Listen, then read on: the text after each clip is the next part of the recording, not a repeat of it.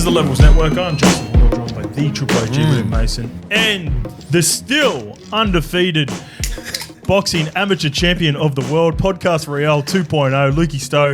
Lukey Stowe is undefeated because he was not boxing. Undefeated weekend of content up there. Let's hold that for a minute. We will come back because Lukey's OG bull is something a little bit different, and then we'll mesh that all together. I want to start off, and you know how I rely upon the L1s to help me out, and sometimes we get people from mainstream media watching our stuff and just watching it silently, and I need to find out some information. So you know how much I love my presses. There is a burger who is absolutely smashing the keyboard of his laptop during presses, and I need you guys to help me out. So this is the Robbo presser from the weekend. Listen to this, boys. Week, ADF yesterday, both New Zealand and the Australian teams came. That was really good, and we had one of the Special Forces guys that we've had for a while, Roosters guy. Yeah. Why is he smashing it so hard? What? Did it in the right way, so it doesn't become a weight. And so therefore... Why is he typing it? Just record it. And why is he living in 2000, year 2000? He's got the mechanical keyboard. Record it on your phone. Just hold it out there, mate. And then bash your keyboard when you get home later on if you want to smash a keyboard. Fuck, that's annoying. What are you doing? He comes back, right? So he has a little break, and then he comes back. I've recorded it all, you know. And I'm if you're Robbo, you're like, can you fucking not? He's back. This is 2 minutes later. Good. You know, so he knows what he needs to do. What's he doing? Get it away from my ears. Doing? Whoever you are, if you watch our podcast or you know who this person is in the media, I've got to find out maybe who some of the media journos are in the room. I felt like they ran out. Guys, is he going like this? I don't know how it didn't throw Robbo off. It's like I'm sitting there just like... I would have checked him. Stop doing that, mate. So one of my biggest gripes with presses over the years has been the volume and the mics that they set up, because you never hear the questions from the journos. They need to do it like UFC. They have a roaming mic and hand it around. So much better now. Now they've gone the other way. So whoever this guy is, to get in front of the mic so you can hear the questions come through, he's sitting there and maybe ask the question and then just... How close do you reckon he is to Robbo? Here? It might just say, I've got the keyboard and you're Robbo. So what do you think about the game, Hoz? Look, be quiet. I'll type on my keyboard now. MacBook Pro. Let's see if you can hear it.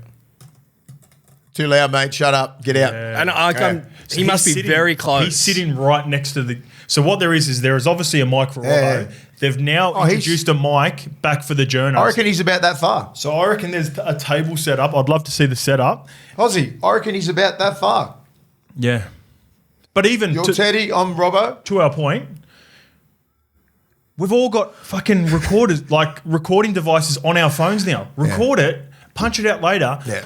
It's not going to be, if you're not, what's that, Ricky Bobby? If you ain't first, you're last. First, you're last. I know you want to get your article up straight away, but still. It ain't going in there, mate. Oh, it's pissing me off.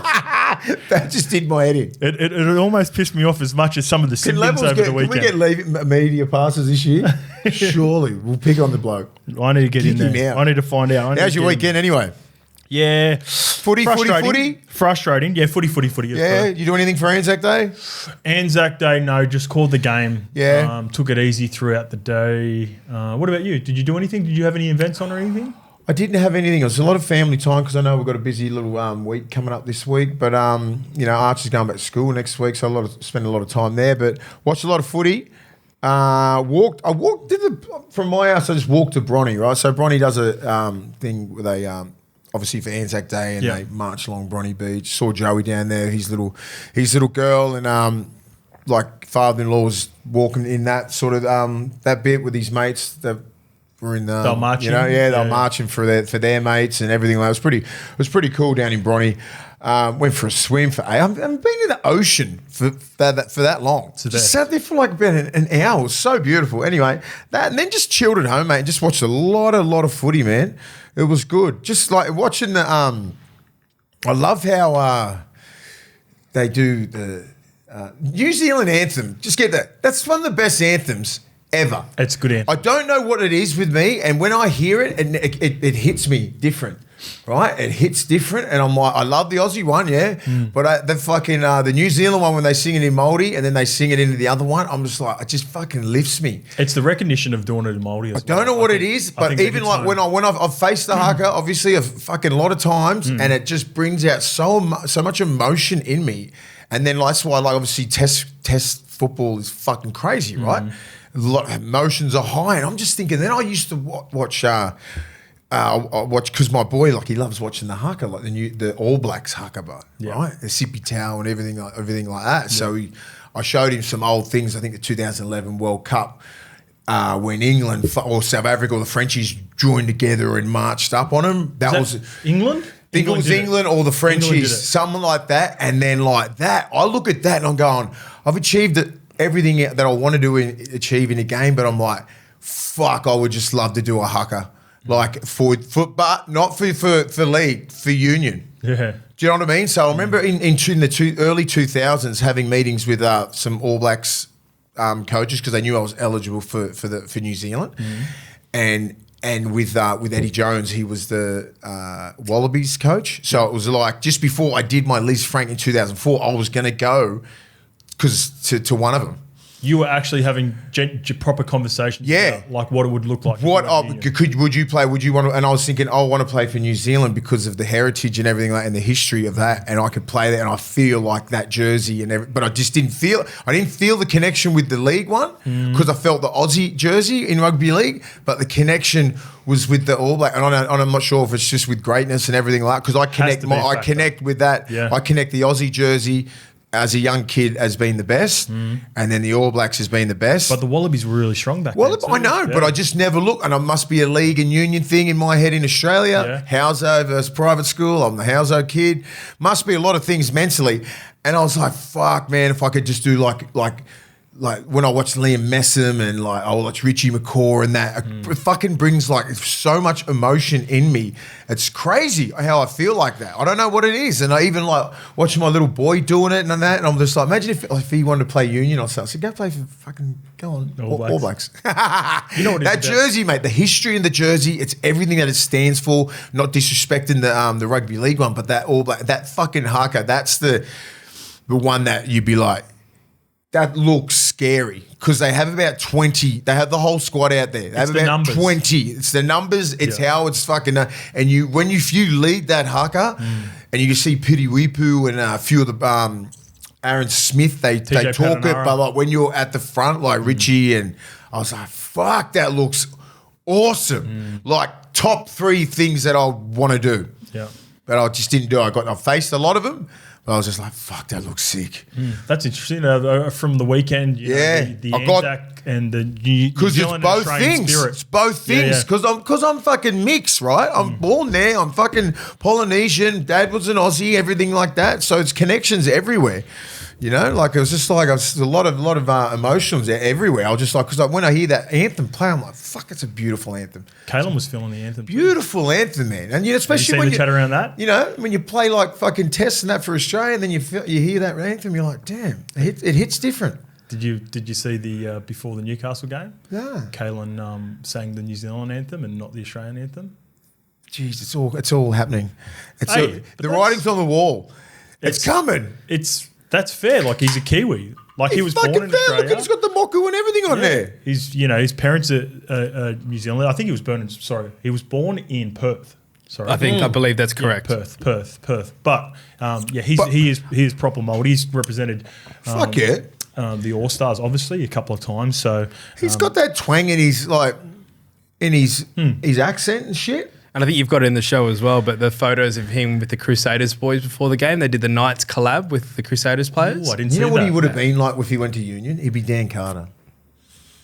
Dan Carter's a huge call. Dan's our best. No, I know. But I think he's perfect 10. Yeah, no. If he started off in Union, and like just say he's got the skill set, the look, the left foot, the everything. Normally, you're the one that pushed back on like crazy statements when I'm trying to make Nathan an immortal straight away. But you're talking about Dan Carter now. That's like me saying something comparing it to Joey. No, I just think. But I think Ponga has a skill set like that. The skill set, he's maybe a bit more of a hybrid for Dan Carter. You could easily see him bigger playing than 15 Dan Carter. as well. I reckon they'd be very similar. Yeah, because I just think they play similar. They the left to right passes, is like left foot kick, very similar. Even looking, they just got that same swag. Both glamours. They're 10 out of 10s. They're both 10s, so they've got to play 10. I don't know. It looks like. Were you there when we met Dan Carter at the RLPA thing? Yes. He's a cool brother. I would say he's just a little bit taller and thicker than Kalen. Would that be your? Have you met Kalen before? Yes, of course. Yeah. Very similar. Yeah. But Dan Carter's obviously aged as well. Kalen's mid-20s, so you can always build a As bit you get a more. little bit older, you get a little bit Maybe firmer. 40.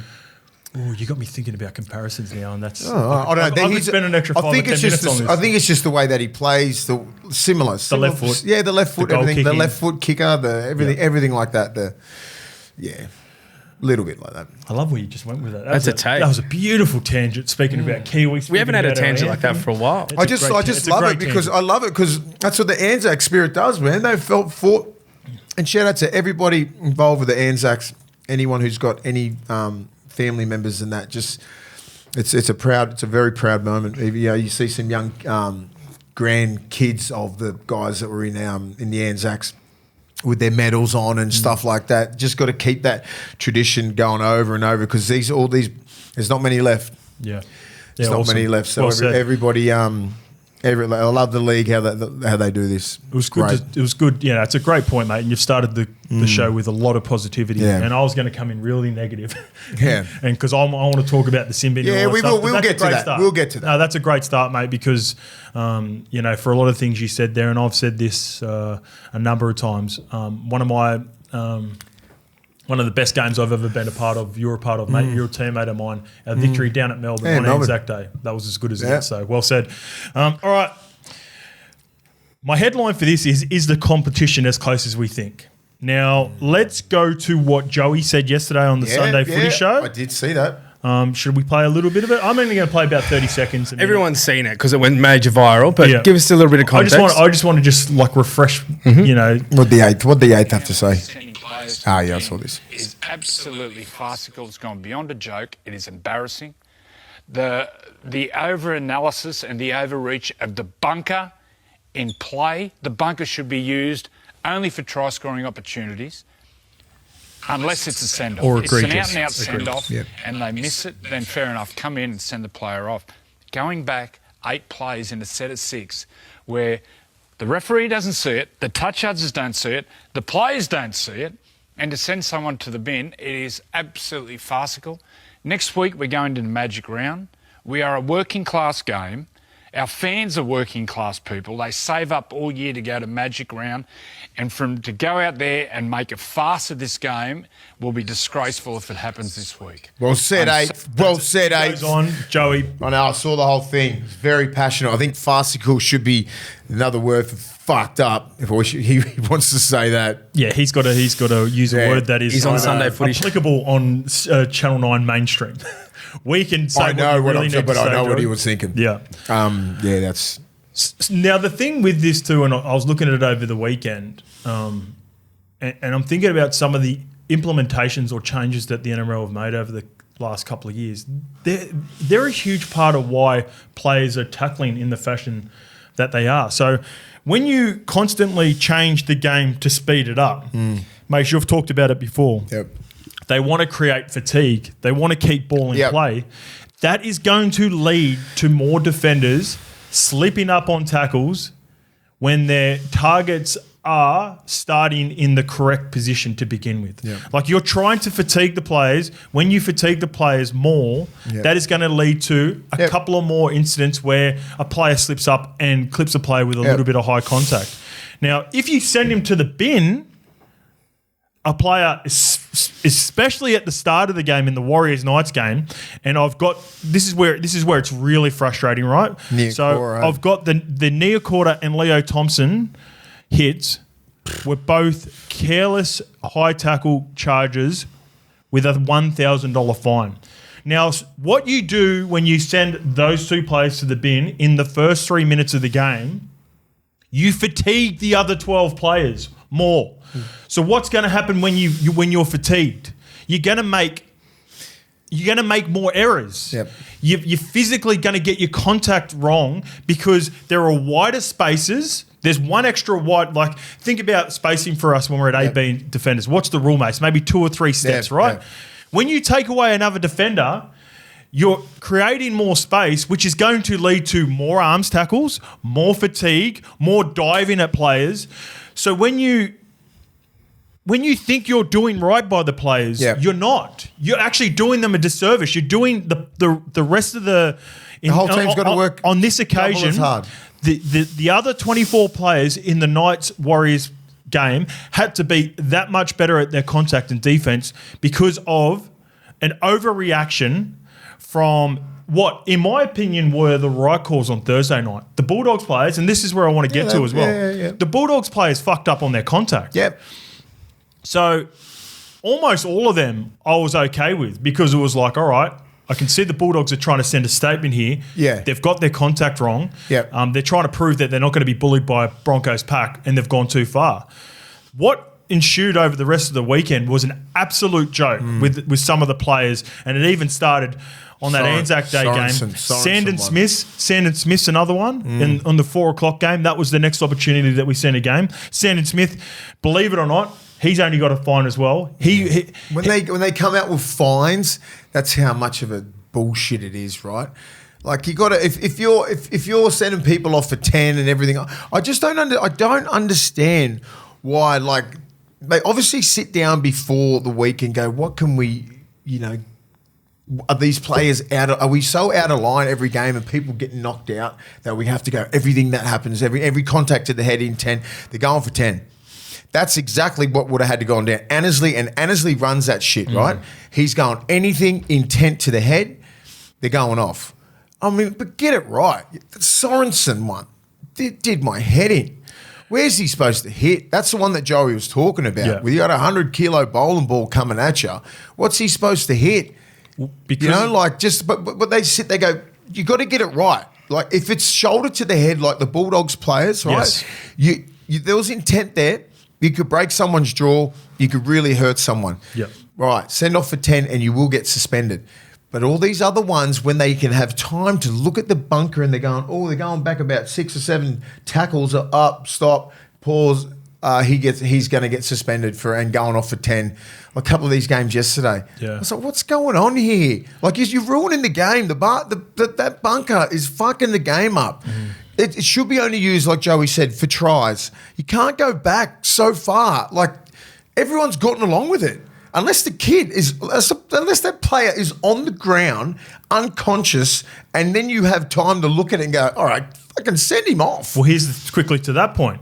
Pretty much all of the players that were carrying the footy over the weekend that had players sent to the bin, not one of them went off for a HIA, and not one of them showed signs of being disoriented in any way, except for maybe Jerome Luai had to come off, and he ended up coming off, and he was fine. He got viewed, and he went back on. Yep. But and you know what? To be honest, the Nikita one again, I'm okay with that because Nikita comes out of the line, gets contact flush on Jerome Luai's chin, so I'm okay with that being 10 in the bin. Some of the other ones over the weekend, I think it was barely like that. Jerome just sort of shrugged it off, went, eh. Like it wasn't like he was going, I'm out. Fanua Pole, that was disgraceful. The Fanua Pole one, to correct what had happened to Jerome earlier on, was a joke. The fact that he went... Remind me about what they done. Yeah, exactly right. So this is what happened. This is what you're talking about, and this is what Joey was talking about. So they went back, and Joey was asking for them to find a replay of it, and when they went back and showed the tackle that we think was the tackle... There was confusion if even that was the proper replay, like they'd maybe got it wrong because it was so minimal. It was a really bad one, and it sort of just put a bow on the weekend for how bad some of the officiating was over the weekend. I'm with Joey. When Joey's talking about using the bunker only for tries, and if it is high tackles, it has to be, and this is what we've said before, it has to be basically a send-off. Yeah. Like, if you're going to stop play... A near send-off. Yeah. Anything that is... And you have an element of doubt, and I feel like we're going over this over and over again, then just send it to the match review as you do every week, because some of these, like for North Polo, I can guarantee right now, without even fucking having any experience in a bunker or being in a match review panel before, he's not even. I would be surprised if he even gets a fine. I want to know what goes on between. Okay, would that happen before, and then play goes on, and these fucking derricks in the bunker. Are these guys just looking at it going, oh, that looks bad? Oh, get in the ear of the ref, right? And go, pull that up. That's what's happening. Instead, can the ref just go, no, fuck off, that's sweet? That's a great point. Because, and that's another point that I had. If the referee who's closest to the contact and can get a better feel for what's happening in the game, how like the level of force to the contact from a defender to an attacker, and even with the help of the touchy, how does a person sitting in the bunker with cameras that can't looking at it and slowing it down, like cannot hear the contact? Like it's a great point, mate. Like, that's what I mean. I'm like, and then you go, hey, Ashley Klein, pull that up. We got something here, and Klein's just probably going, what is he talking about? Okay. No, Klein's the worst, mate. So I know. I'm just saying, like, which is just an example of like a ref. It's the only ref I know. We'll pull it up. Like this happened a minute ago. Yeah. Right? It's a long time. Then you've changed the whole dynamics of the game. There could be momentum happening at there. You know how hard it is to get momentum back and even start momentum. And I'm like, how do you get that? Who's the guy in control of stopping the game? He needs to get fucking sacked. So here's the thing with Ash Klein, and this is where I've been sympathetic with the refs as well. And he's my example on this occasion, but the problem is you've got 6 different interpretations every week. And I keep going on about this, and I'll keep drumming it down. The NRL need to get their at least minimum 4 best bunker officials doing 2 games each per weekend. You've said this before. Then you'd get some form of consistency. And I've said it about the referees. I don't think there's 8 NRL quality referees in the game right now. I think I could probably name 4. They should also be doing 2 games per week. Now, we were missing our best referee because he did his hammy. Adam G did his hammy. The G, come on, mate. The G-man did his hammy. I knew. What are you doing, son? I don't want to make it. What are you doing, G?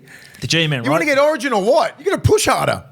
So, got to get your match fitness back up. to my point. 4 referees do 2 games per week, and then you have a set of bunker officials that monitor games. That way, you'd get more consistency. I've said that. How that's not already been in place is completely blows my mind. But going back to the point, imagine being Belinda Sharp, right? She hasn't done a game all year, so she gets a job. She gets a job this week. You wouldn't have been aware of this, mate. Liam Kennedy got punted for a poor performance against the Para Eels and Tigers game to finish the round, and he also had a really bad game as a video referee in the Knights. How could you have a bad bunker? Like, there's something wrong with you there. Yeah, well, you don't deserve to be. But here's the thing, Mason. And like Liam Kennedy's an example of the system being broken. Liam Kennedy. I've watched him over the last couple of years. At times, I thought he's been a good young referee coming through.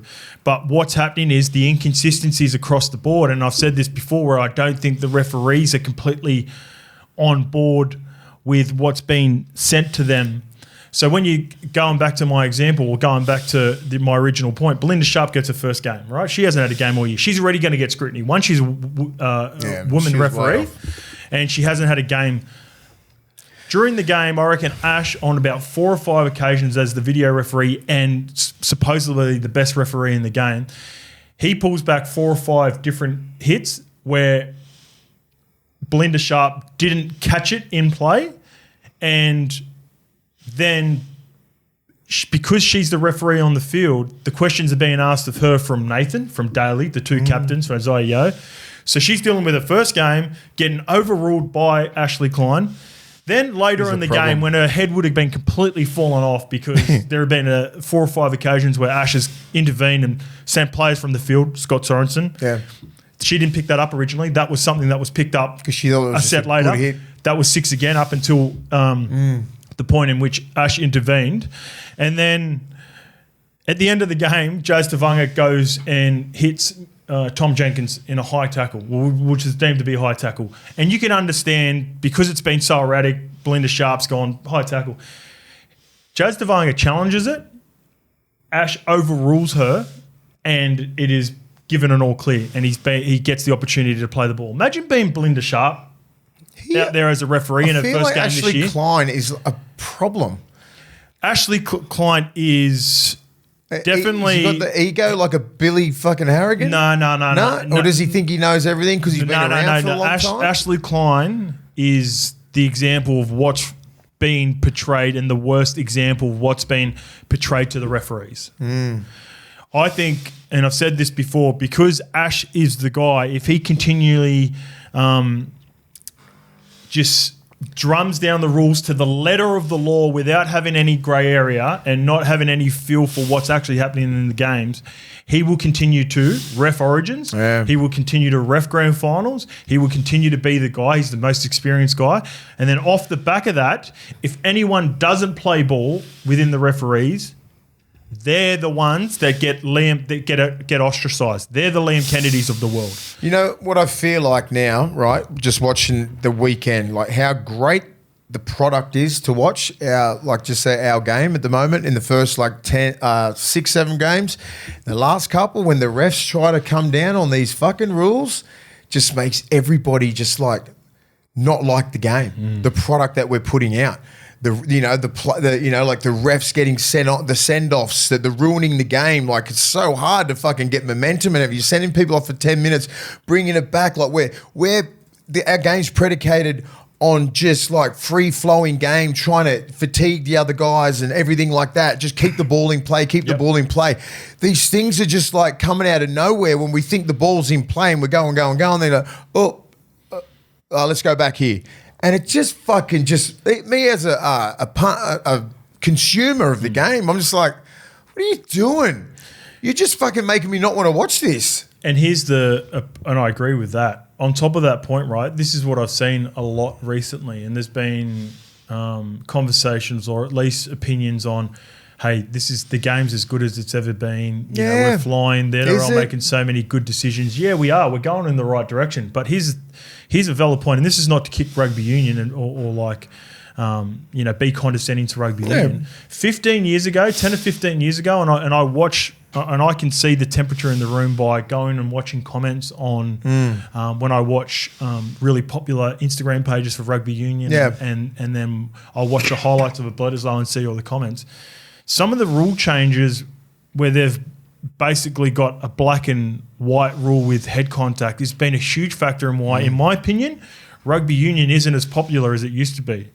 Like if you think about us rugby in league, Australia, Southern Hemisphere, but also I see comments and I watch clips from rugby union pundits in the north, and the game is way stronger than us globally. Don't get me wrong, that's not the point.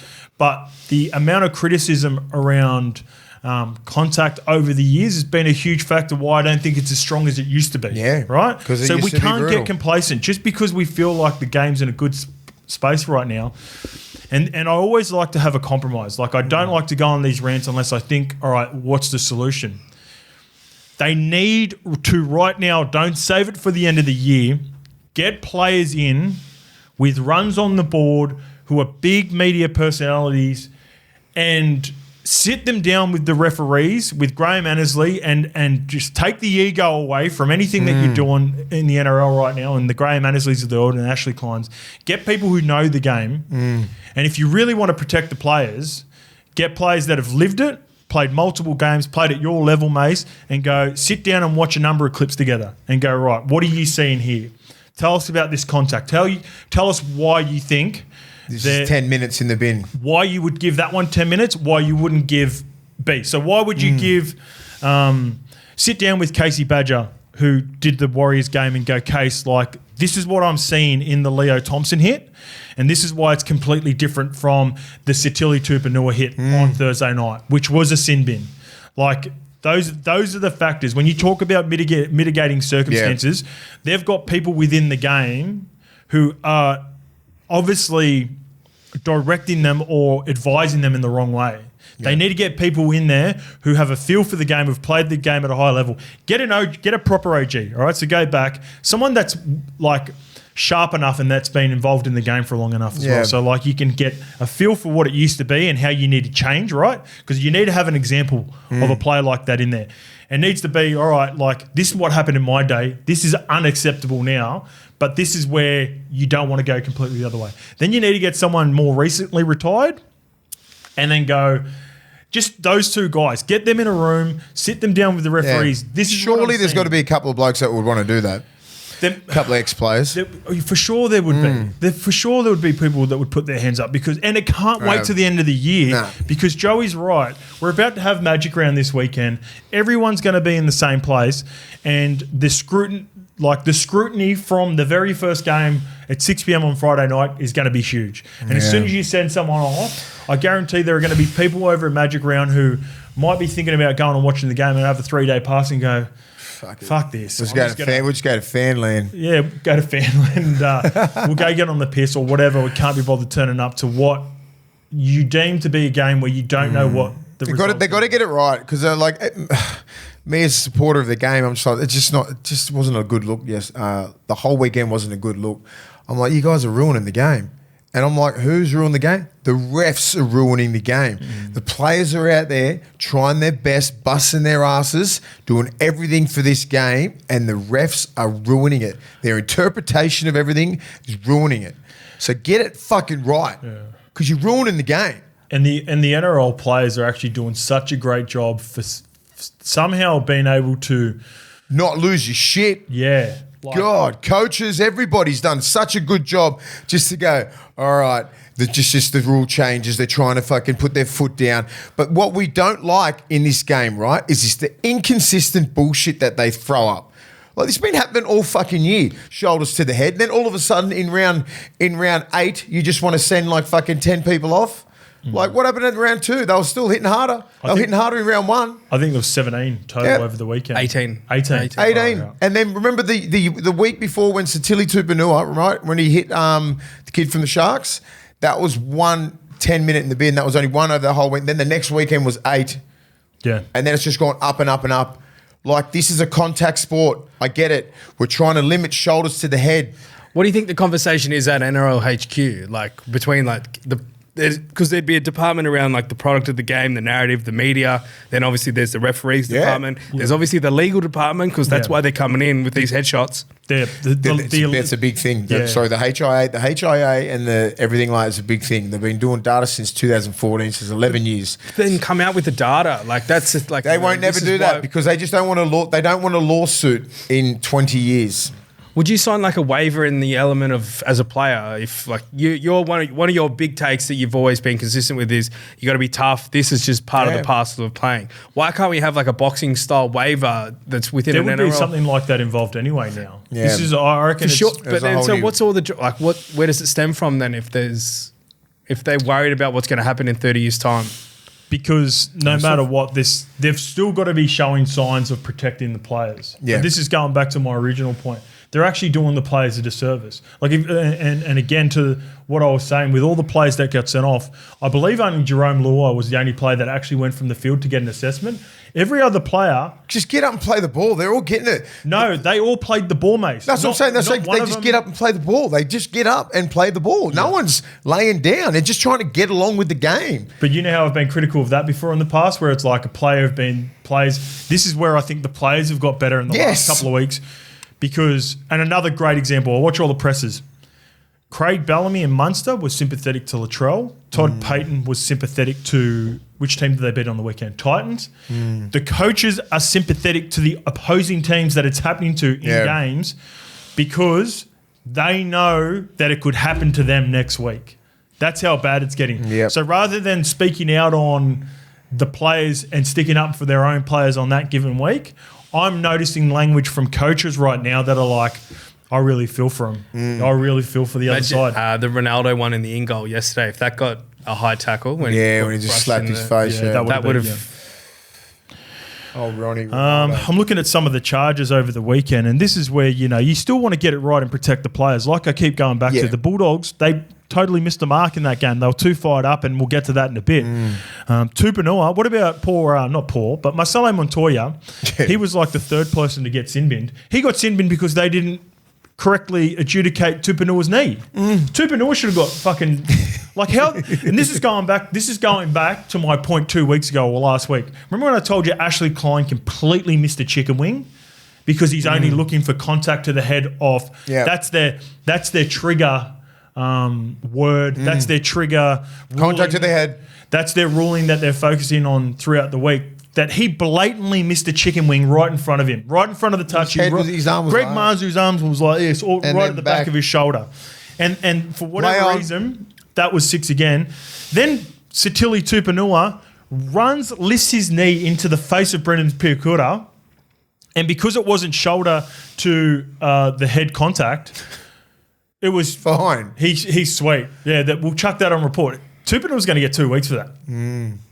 It's just like super frustrating. Yeah, it's hard because back to Lukey's thing, like, is it because they want to try and protect the players too much? Is it like they go on these little blitzes, you know what I mean? Like maybe they try and set the players, give them warnings like right now, look, you're going to cost your team, lower your fucking, your fucking where you're hitting, lower your target. Get your shit together, otherwise you're going to get sent off. Because, like that's what they try and do. They just try and go on these big blitzes, like the play the ball thing. If I can get that out, gone. The play the ball's gone. That's a little bit of a blitz. They go in there, so players start. Okay, we've got to hit it with the fucking with my foot a little bit, or attempt to do it. Now with this, like shoulders to the head, they're trying to get it out. I'm all for shoulders, blatant cheap shot, shoulder to the head, get it out of the game. There was a couple of those that were warranted for 10 in the bin. But some weren't. So they need to get that right. And the ones that weren't right were the ones that are looking at the fucking bunker and you got a minute or two to get it right and you still can't get it right. That's what's more frustrating. You got so much technology in this game and you're still missing it.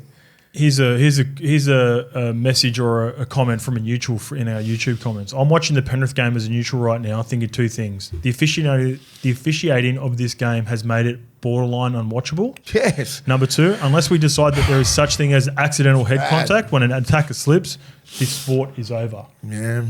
And that's from Product Review 14. Wish you put your name to it, mate, because that's a really good comment. Yeah. And totally agree with everything that has been said. Now, like I said, do I think it's going to change? Probably not.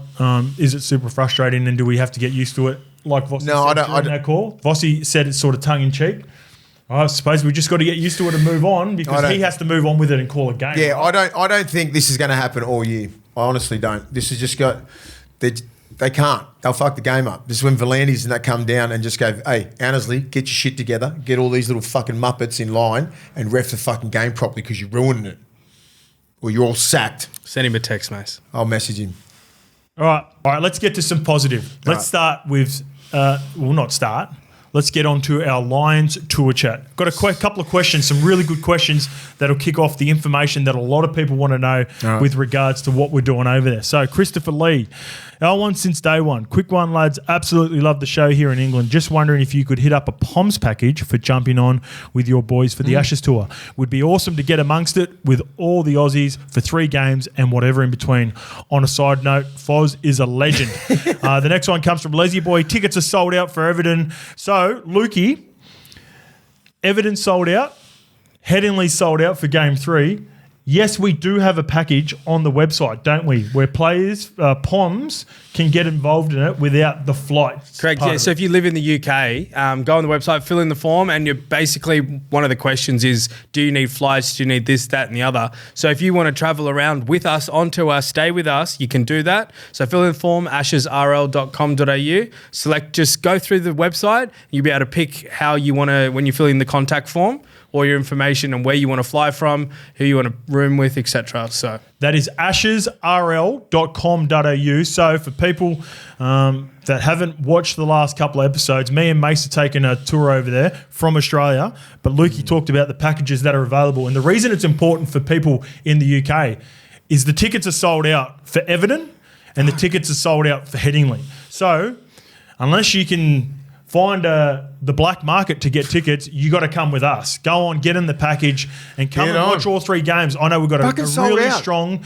Pommy contingent that love our show. So I think we're going to get a whole bunch of Poms jumping on board and getting involved. But if you are here in Australia, just to recap, you can watch all 3 games, which will kick off from October 22nd to the 10th of November. That'll cover you for all 3 tests of this Ashes tour. And then there are 2 different packages for the first 2 games and then the last 2 games. Go on the website and you can have a look at all of those. But come and join us. This is the first time the Ashes has been played since Triple OG was running amok for Australia back in the day. Come and join us. Shout out to all those who've paid their deposits already getting through. So there's spots to fill in, so jump on board. Right. Beautiful. Well said. All right, mate. It's time for our Red Bull OG of the week. Mace, you've gone away from footy for this week, even though there were so many good performances. There was. I mean, Payne Haas was an animal. There's a few. I mean, Carrigan was an animal. Terrell May was an animal. Like, just, there was a few, man. There was a couple of really good old bull. I don't think Terrell May's an old bull, is he? He's only 22. 25. 60 games. 25? Shit. He's in your criteria. Because I wanted to use him for my young buck, but I couldn't. I went out of it and I watched the Connor Ben and Chris Eubank Jr. fight. This has been boiling over for like 10 years, right? And those, if you don't know boxing, both these guys' fathers were like some of the best boxers of all time. Obviously, like fucking both these kids have had their own little journeys, and I think that the Connor Ben's got done for gear a couple of times and a bit loose and fucking whatever, and Eubank's fucking wild, and Eubank's like 35. So this was the fight that everybody wanted to see, and I got up early and watched it, and it was a fucking absolute beast of a fight. Like, you got to go back and just watch the fucking YouTube highlights on 12 rounds of just like punching the absolute living piss out of each other. Chris Eubank won. Full 12 rounds? 12 rounds, yeah. Chris Eubank won. I think it was unanimous decision, but I think it was a bit closer than that. So he gets my OG Bull of the week. I've seen some of the commentary. Absolute weapon. Like, you should see it. Both these guys, I don't know how they must be so sorted, eh? You see little bits of it, Lukey? I've seen clips. Yeah. God damn. They're good, man. They're real good. I've seen some people talking about the opportunity for Ben. It was because it's such a big event and all the build-up that they want to see it again, and it was such a good fight. I reckon they'll go again. And then there was chat also about Canelo. Is that feasible for Eubanks to? I'm not sure of the weight classes. Nah. Okay. Yeah, because then I seen someone messaging saying that he should give Canelo. I don't know what the weight divisions are. That's not my bread and butter. That was more a question than actually. A lot of I reckon people would want to see that again. Yeah, because it was that close. Because it shouldn't have been a unanimous. It was pretty tight. Well, but that was just it was in Saudi. That they get the Turkey dude. It's at 170. They could do a Canelo fight. Yeah, they could, but I don't think they deserve to get a crack at Canelo. They're not world champs, these two. Okay, so that's my question. No, it's not there, but it's not there. Different level? Yeah, these guys are just like it's a family thing. Okay, but they're fucking great boxers. But so that was a huge part of the build up, was it? The dads fought together, running it back in the 90s, running it back. Yeah, just run it back. They're the real Red Bull OG. Yeah, the dad's the OG. Have you seen Chris Eubank that senior fight? No, back in the day. Yeah, and hear how he talks. He's so eloquent, well spoken, and he's so good. Was it cool to see his dad walk? Yeah, because there was a little bit of chat when the dad was like, "I'm not going to support him," because he come out and smashed an egg on his face, on that Ben's face, and he goes, "Don't do that. It's disrespectful. I won't be in your corner." And just must have been a big build up for the fight because as soon as they come out, did you see his walk out? I did see that. Yeah, that was sick. It was like a violin thing to what was the song at the end of it? It was Still Dre Day. Oh yeah, still by Dre. Still Dre, yeah. But it was the violin playing, and then it just went into the actual beat. Sick. It was pretty sick, yeah. You've got to watch that. Quick note on the boxing. Shout out to the podcast Royale from the weekend. Yes. Oh, you took my segue. I was going to say that was the second best boxing event of the weekend, and you've got in too early. Go ahead. This is your weekend, and you're the. Shout out to all the team at the Alpha Events crew. It was a great weekend up on the Goldie. Pretty much a sold out venue at the convention centre there. Great fights all week. It's and shout out to all the fans coming up to me asking where you boys were. They want you guys up there. No, you could have. Obviously not. No, but should we have to go? No. Like, should we go there next year? Or? Yeah, 100%. You had tickets, but I didn't know. I had SCN games wedged in between, so I had Friday and Sunday, and then and we had a big schedule coming up with Magic Round, so I didn't can't double it up with the Magic Round. But it was good. NRL, James Graham was up there supporting Latsy in the ring. How did Latsy go? Latsy, yeah. Latsy, who'd he fight? Just another podcaster. Oh, so mate, he did pump him respectfully. Lukey did the content for it, the best clip. So, but Latsy fought a bloke that was he was. So Latsy ever been in the ring before? During the chat before Latsy starts talking about like, I've been an athlete.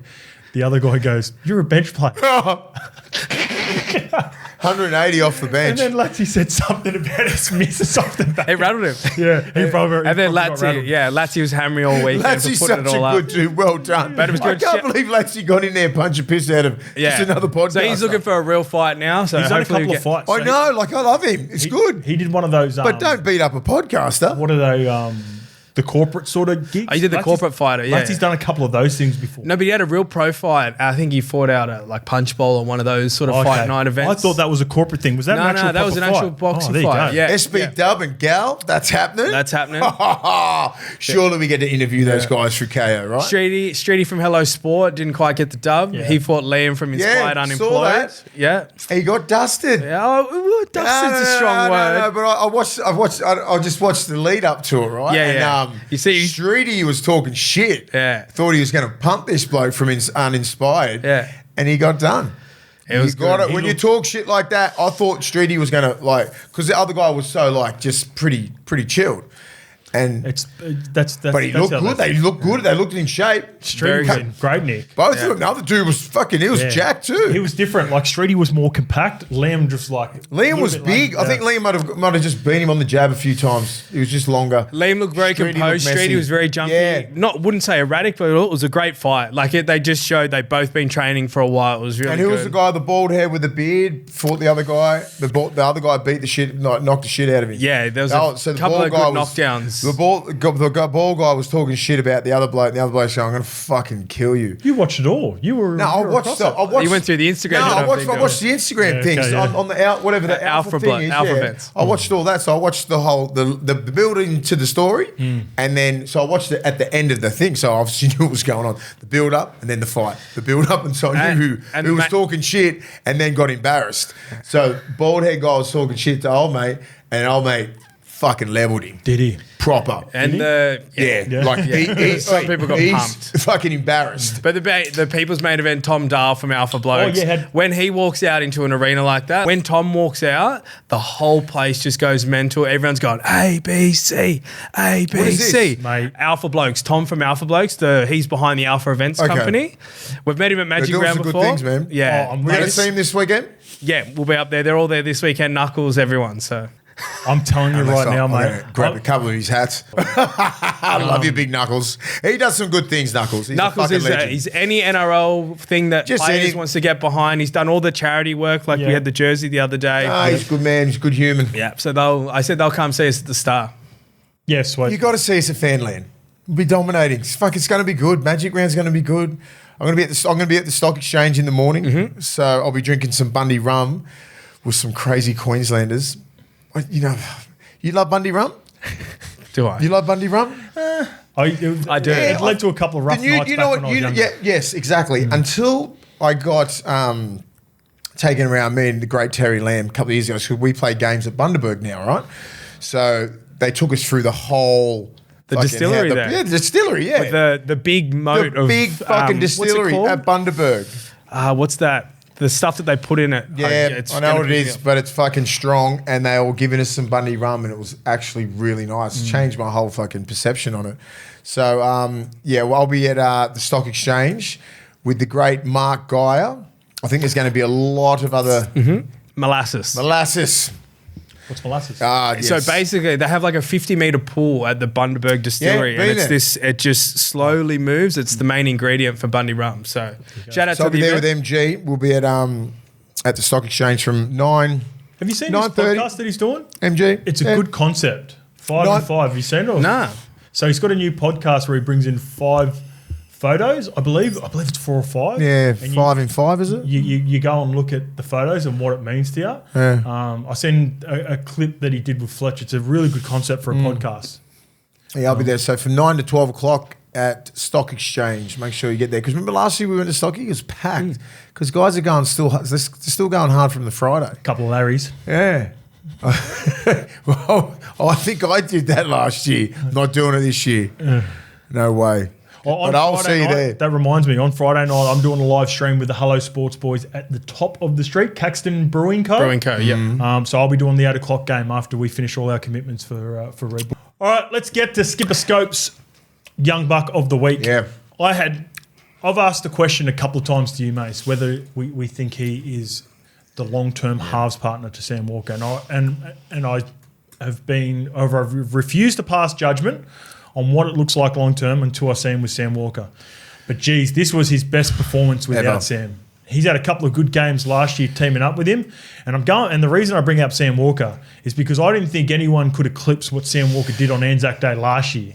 He was unbelievable, scored 24, 26 points or something. Sandon nearly broke that. And what I think makes it even better is Sandon got 10 in the bin. So he really could have got an extra couple of points or set up a try or scored a try himself if not for a really bad ticky-tack, stupid sin binning. Anyway, we're past that. Let's stay on positivity. There's a real player in there. There's a player there, man. There's a real player in there. And the part that I struggle to figure out the most with Sandon Smith and what he looks like long-term is just because him and Sammy Walker are smaller bodies. I guess that's the reason I'm a little bit hesitant in declaring him, because everything else is silky. Yeah, he's quick. Great skill set. A really good support player. Like if you think of like the James Maloney's of the world, the way he pushes up to score that first try. But one of the more impressive parts, and this is where I think his game's starting to develop even more so as a playmaker and I guess the gambler mentality of which is really important in Haas. Calculated risks is the best way of putting it. They were attacking early on in the game, and the game hadn't really blown away at this point, and it only led to a repeat set. But identifying Clint Gutherson in the line at a defender and just rolling in a nice little kick behind him. Now, because Gutho wasn't the person who knocked it out. I think it was Toby Couchman who got back there and knocked it dead.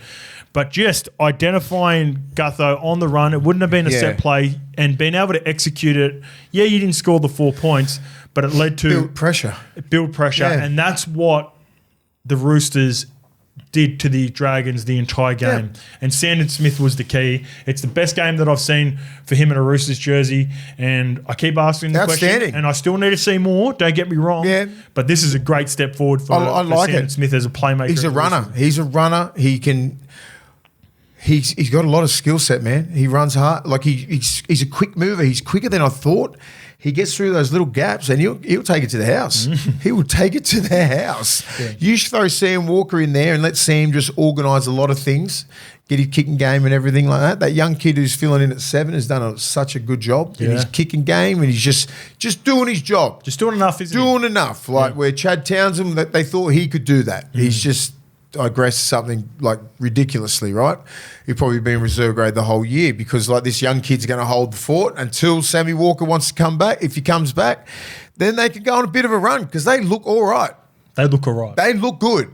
Just simply because they changed the 7 out. And now Sandon Smith can run. He defends good because I was watching his defence. I don't even fuck because he can run. He can do everything. I'm like, what? I watch his defence. He's putting his shoulder in. He's putting his head in the right places. That's all you want from your half. Body in front. He's willing to put his body in front because people are coming over and protecting. You know what I mean? As long as you put your body in front, then your back rolls are going to come over and help you. You know, so I like that.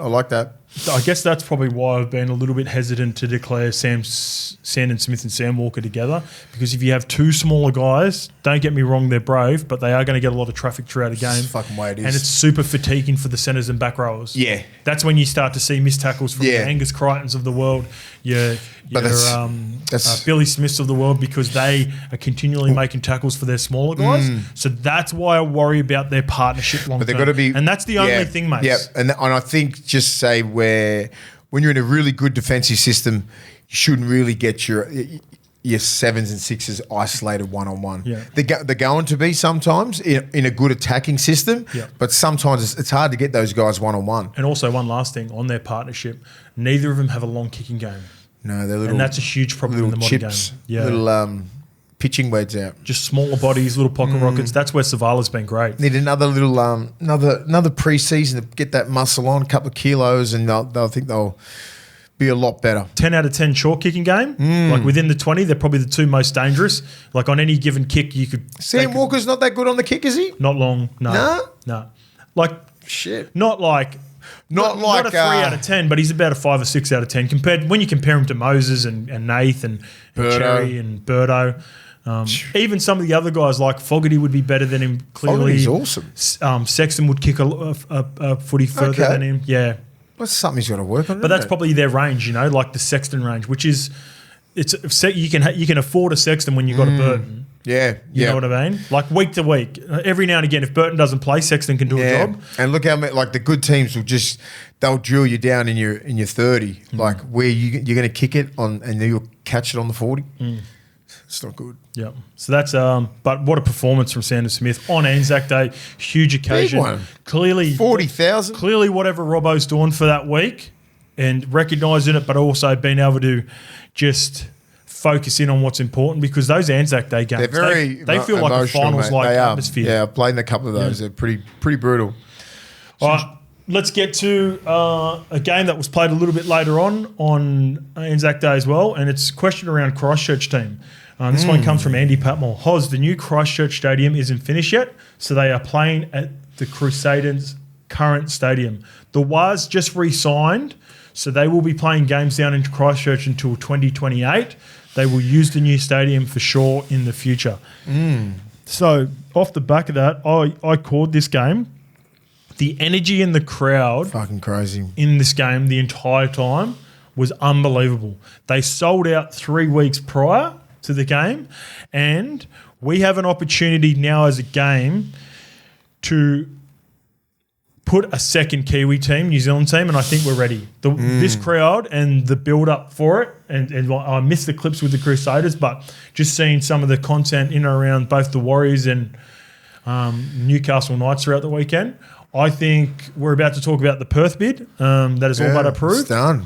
I reckon Christchurch should be the 20th team. 20 teams. Is that what we're surely 20's maxed out? That's it. 20's it. We can't. We're not fucking developing. We're developing a lot of forwards and everything like that, and centres, but fucking the halves are the most important things. You know what I mean? There's a lot of halves out there that don't they're not first graders. We'll get to that with the Perth bid, because I want to chat. I've seen Joey, Freddie, and Bill on Channel 9 talking about players that they were identified for the Perth bid moving forward and tactically. But let's move to this question, and this is my question of the week that'll get an opportunity to be a part of the golf day at the end of the year. And this is around the 2025 game. Boys, not going to flog a dead horse and carry on about dog shit revenue or media fuel drama for players. I want to ask you if you have any information about the new NRL game coming. Scope, is there a chance of getting in-game commentary from yourself for the new game? Big Willie, if there is a Legends team within the game and you are in your prime as a player, would you be more pissed off if you had Hastings covering you for speed, Brimson covering you for general kicking play, or Gamble has you covered for versatility? Good one. Also, could we get a clip of Triple OG holding the controller and throwing it at the camera quoting, "The game ain't for pussies," or "There's levels to this shit" in the opening credits? That is a fucking just a doozy statement. Not even going to fucking answer that. I have no... That would be filthy, but... I have no information about any of the games. Surely they got studios. They should be reaching out. There should be a game, man. No, it's coming. It's coming. Soon. Okay. So all the players have had their headshots. If you go on individual clubs' social medias, they sit there with all the cameras and they're getting all that done. Yeah. Big Ant Studios is the game developer that's doing it. So Big Ant, reach out. Player. Go on their Instagram, tag levels, say we want to be part of the game. Yeah. All right, the next one comes from Elvazi. Hey lads, love your thoughts. I've been saying Dragons of 25 remind me of the Bulldogs of 24. Both in their second full year following a rebuild and a new coach, the Dragons have started showing more consistency, bounced back, and have improved their defence significantly. Well, this is before the weekend. The losses of this year don't have the same depressing feel as last year. Instead of losing by 13 plus, we are grinding teams to within 1 to 2 points. When we let tries or mess up plays, the players don't carry the shame for the rest of the game thanks to the vets backing them up. and we have young guys buying into the club and the culture. What do you want to see from the Dragons before you start seeing them as a likely top 8 team? Side note, ran with the Levels Club in Brizzy last year, and Hodgie came back to the group to be my hype man. Absolute legend on and off the screen. Thank you, El Vizi. What do you reckon with the Dragons? Jeez, they really they let themselves down on the weekend, but before that, I agree with a lot of what he was saying about it. That's the reason I left it in there, because they have shown signs, if not for, and we'll break this down, like Gutho was very un-Gutho-like with a couple going for intercepts. But they've been in the fight for a lot of the games this year, and I can see the similarities in what the Bulldogs were trying to achieve last year and what Flano's trying to achieve with the Dragons. They just need to keep up that consistency throughout this period, which is going to be huge, right? The Origin period. Yeah. They'll probably miss Sewer, maybe. Yep. Probably it. Yeah. That's probably it. So they've got a good opportunity to tick off some wins during this period. I just think their halves are still, I'm not sold on those halves yet. Yeah. They seem like they just don't really dig into the line at all, like both of them. Do you know what I mean? Like they defensively all right, but they still miss tackles on the inside. And like, I was talking about this. I don't mind them, but I'm not sold on them. You know what, I was chatting to someone about this recently is with Lockie, because Lockie's never going to be your Sammy Walker of the world. Like he's not going to be even a Sandon Smith where he's going to create a whole heap of shape. He should really be looking to a guy like Jamal Fogarty though. Defend really hard, control a game, and you've got to be a 10 out of 10 kicking. Yeah, right. Like that's where Lockie can get his game to. Because if you think about where Jamal Fogarty is now, like we all think he's a top 6, top 7 half right now in the game, and he's going to get a good contract. But rewind to 2 or 3 years ago, no one was talking about. No, when he was like playing okay at the Gold Coast, and then the Raiders bought him, and they're like, "What are they buying him for?" Like, he kicks good. Yeah, he's like, like he does some little things where he's simplified his game. Yeah, and he's become really good at the simple things. Yeah, like he gets to the line, he digs into the line, he cops his licks, he defends good, and he kicks well. Kicks awesome. Yeah, leads, kick, chases. 10 out of 10 kick. Yeah, and that's all you got to do. He fucked up on his kicks yesterday, but know your skill set. Right? Know your skill set and what you can bring to the game. With your Flanagan or Ilias, what are you good at? Right? Play to your strengths. Like make your tackles. Get early ball to Val, to your gun centres. You don't dig into the line. Like just be out the back. Be an option all the time. Be on ball all the time when you're playing these block shapes. If you're out the back of like a DeBellin block shape, if that's all, they're pretty one-dimensional the way that they attack, right? Until they get on these long shifts and they can get to Luch and get to Gutho and Val on that left side. Other than that, it's very pedestrian. That's where all their variation is, isn't it? That left edge only. But the right edge is not really. You can once they break it down on that left post. What they're coming back with is just like a dummy this way, block shape out the back. Defenses don't very move. Very predictable. Very, very pedestrian and predictable. So like, they're not going to run. They're going to dummy and then people. It's pretty basic. If you're a good defensive system, they're not fucking troubling you at all until they on the right side of the post and they go on that left side shot where they got some fucking problems. You're right. So just say like Fogarty isn't, in my opinion, he's not like a world class ball player, but what he does for the right edge is just enough to give opportunities for Matt Timoko to do what he did yesterday. And Nicholson.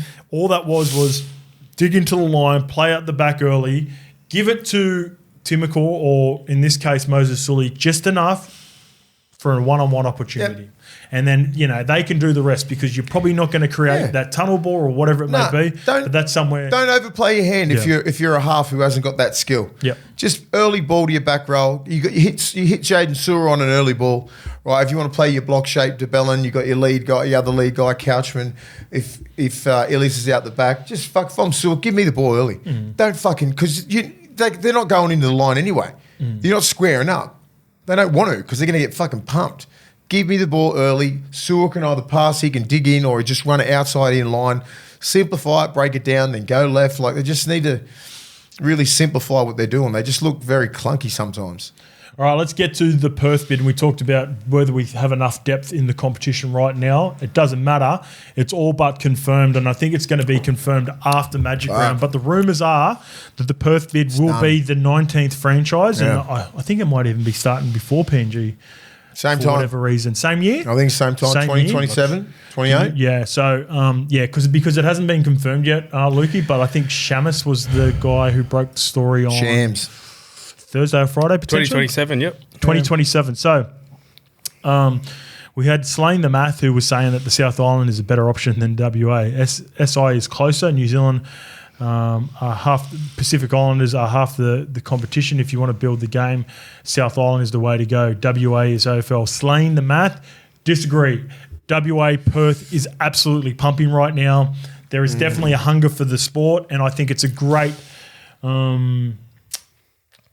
option for the league to expand, and it will be a good team. Doesn't mean that I'm shooting down South Island, because I think South Island should be the 20th. But the ARL Commission have reportedly told former Eels coach Brad Arthur he is the number one coach to target the Perth-based Bears on a $5 million deal.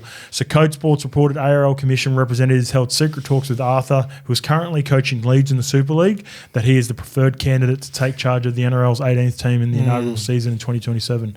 The reason I like Arthur for the gig is, remember when he took over Parramatta, and we think about Parramatta at the back end, and so they had dramatically fell off after the grand final. He had to do a proper rebuild at Parramatta. To the grand final, they were in a really bad way after Sticky left him in a bit of a mess in 13. 2012, 13. In 13. He sort of rebuilt them, get them all the way to a grand final in 2022. So he's shown come up against an that. unstoppable Penrith. Really good Penrith team. Yeah. I believe his wife is also a Perth native and has family over there, so that ticks a box as well. Like if you're thinking about moving families over, etc., that's another tick. And I believe they've got property over there is the chat. And also, this is a part of it where I think it's a huge tick, because I haven't seen a lot of people talking about that. Him spending a year in the Super League right now and identifying all the best talent over there is a really good reason to get BO on board, because to your point before, Mace, I don't think we're stacked with enough talent in the NRL. So identifying the best 4 or 5 pommies, this is what I'd be doing if I was Brad, while he's currently coaching Leeds, finding out who the best young players are and trying to get at least 4 or 5 of those NRL quality Super League players over to the Perth teams. So what I say about Perth and why it's it's not like they've gone, okay, Perth's a good team. They've been bidding for ages. So what happened about 3 or 4 years ago when they were going for the bid? They didn't reach a criteria which the NRL wanted to. So they needed, just say the number is 30,000 registered people playing rugby league. Oh, okay, gotcha. So I think it was like 30,000, and they had nowhere near that. Now they've obviously ticked those numbers, and they've ticked these numbers, this. Therefore, you can have a competition, because they don't just want to run a first grade team. You need to have a reserve grade team. You need to have, they want to play in the 21s comp, everything like that. So you need to be building, right? So the difference between, remember Melbourne come in, it just went bang, just get a team in Melbourne, because we're going to be NRL, get a team, go to Melbourne. Okay, just to be in Melbourne. Didn't have to tick any of these boxes. They're ticking them now because it's a different game. Yeah, a different game. You're putting a lot of money down in Melbourne. You're getting these Suafalongos coming through the system, so it's working. Yep. But they've put I think 30, 40 million into a centre of excellence or an academy down there to breed players. Awesome. In the last couple of years, because Freddie was the great Freddie Fittler was he's doing a lot of things down there. So that's kept in place, but they needed those numbers for Perth to tick. Yep. Before they even got near this decision. Yep. So well done. Obviously, there is a market for rugby league there. Yep. I mean, obviously, it's dominated by the West Coast Eagles and Fremantle. I get it, but there's a lot of Polynesians, there's a lot of people who love rugby league, union, all that kind of stuff. They're over there, and they probably fucking hate AFL. This gets driven down your throat every single day. They're probably going, "Where's fucking league or union? There's no Western Force anymore. There's nothing." Yeah. There's definitely an appetite for something. There is something there, mate. Because West Coast sucks at the moment. Freo's not that good.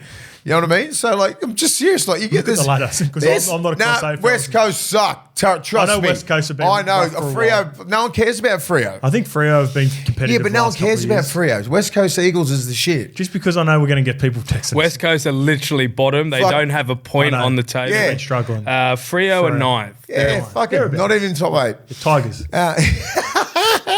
Anyway, it's all West Coast. Yeah. West Coast Eagles. There is a gap in the market over there, obviously. Well, and if we're the NRL, we need to be over there. Someone was telling me the other day, and maybe Lukey, you might know more about this. Apparently, Perth's the richest state in Australia at the moment because all the mining and stuff like that as well. Like all billionaires the over Does there. That make sense to you? That would. There's a lot of money in Perth right now, so it's a growing economy.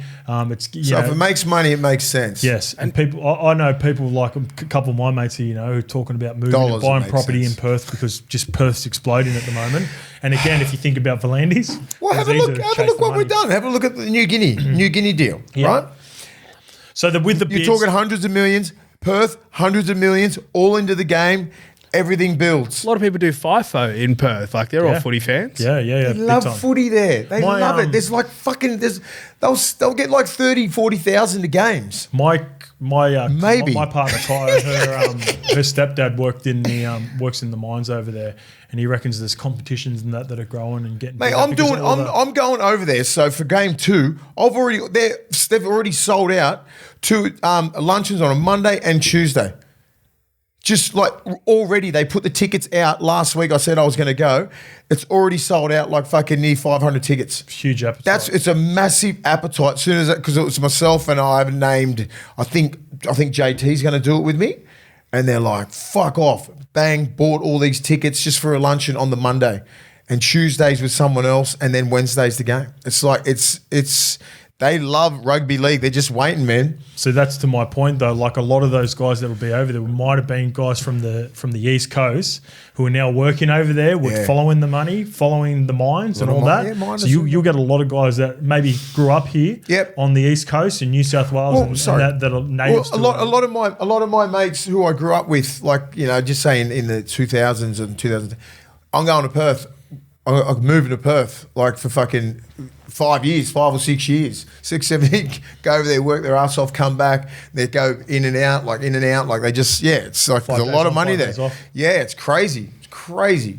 If you're looking at sort of what Joey, Freddie and Billy were talking about, looking at plays and sort of what the Dolphins have done and where they are now and how you can see signs of them improving, like you've got to be attacking some of those younger players, in my opinion, who are thereabouts but haven't secured. That's what I'd be doing. There's a lot. Yeah, I'd be looking at the Saw Farlongos of the world. Surely you got to get your head coach. That I'm not saying Arthur's not the right guy or anything like that, and Wayne Bennett's not going to live forever. You know what I mean? You can't just get everyone keeps saying Wayne should do it. Wayne should do it. Wayne's like fucking. He's going to be like 70 something by the time all this shit comes out. Your GM, your recruitment, all the team that you have in needs to be on point. Top you need to be, you need your recruitment. You have to get it right. They've obviously Dolphins have gotten it right. Like they recruited properly and now they've seen the fruits of their labor with these young kids coming through. They had Wayne and O'Sullivan, and they still struggled to attract players. Yeah. You know what I mean? Like they thought they were going to get Munster. They thought they were going to get this. It doesn't happen like that. Imagine trying to get people to fucking Perth. You can't even get them to Redcliffe, one of the most gorgeous places in Australia. That's interesting. I think Perth would be more appealing to me as a neutral. What about travelling, logistics? Traveling, that'd be tough. That's a different level because I'm speaking to Nick Natnui and a few of the guys that I know from over the Eagles, and I said, "How's the travel?" He goes, "It's fucked.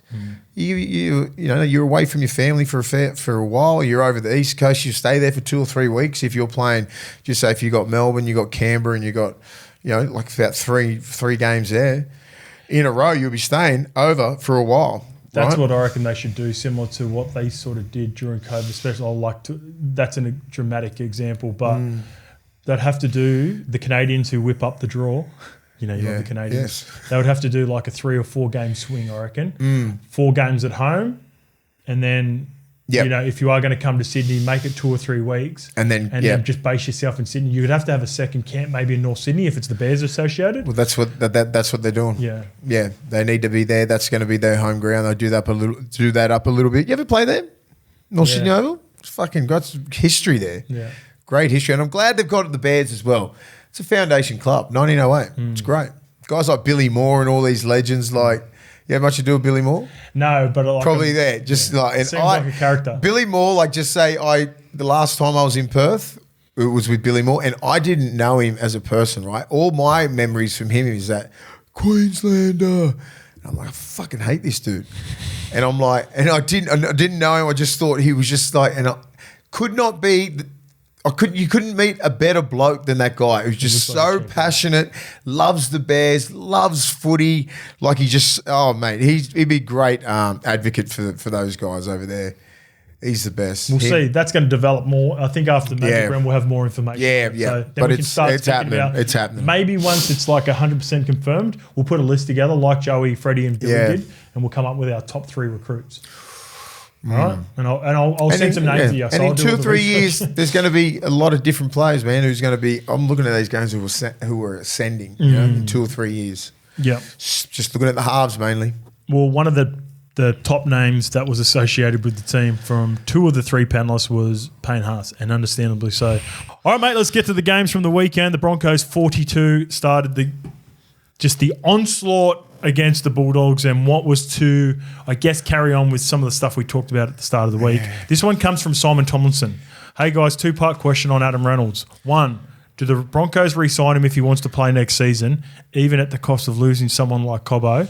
And what number are you paying him for 1 more season?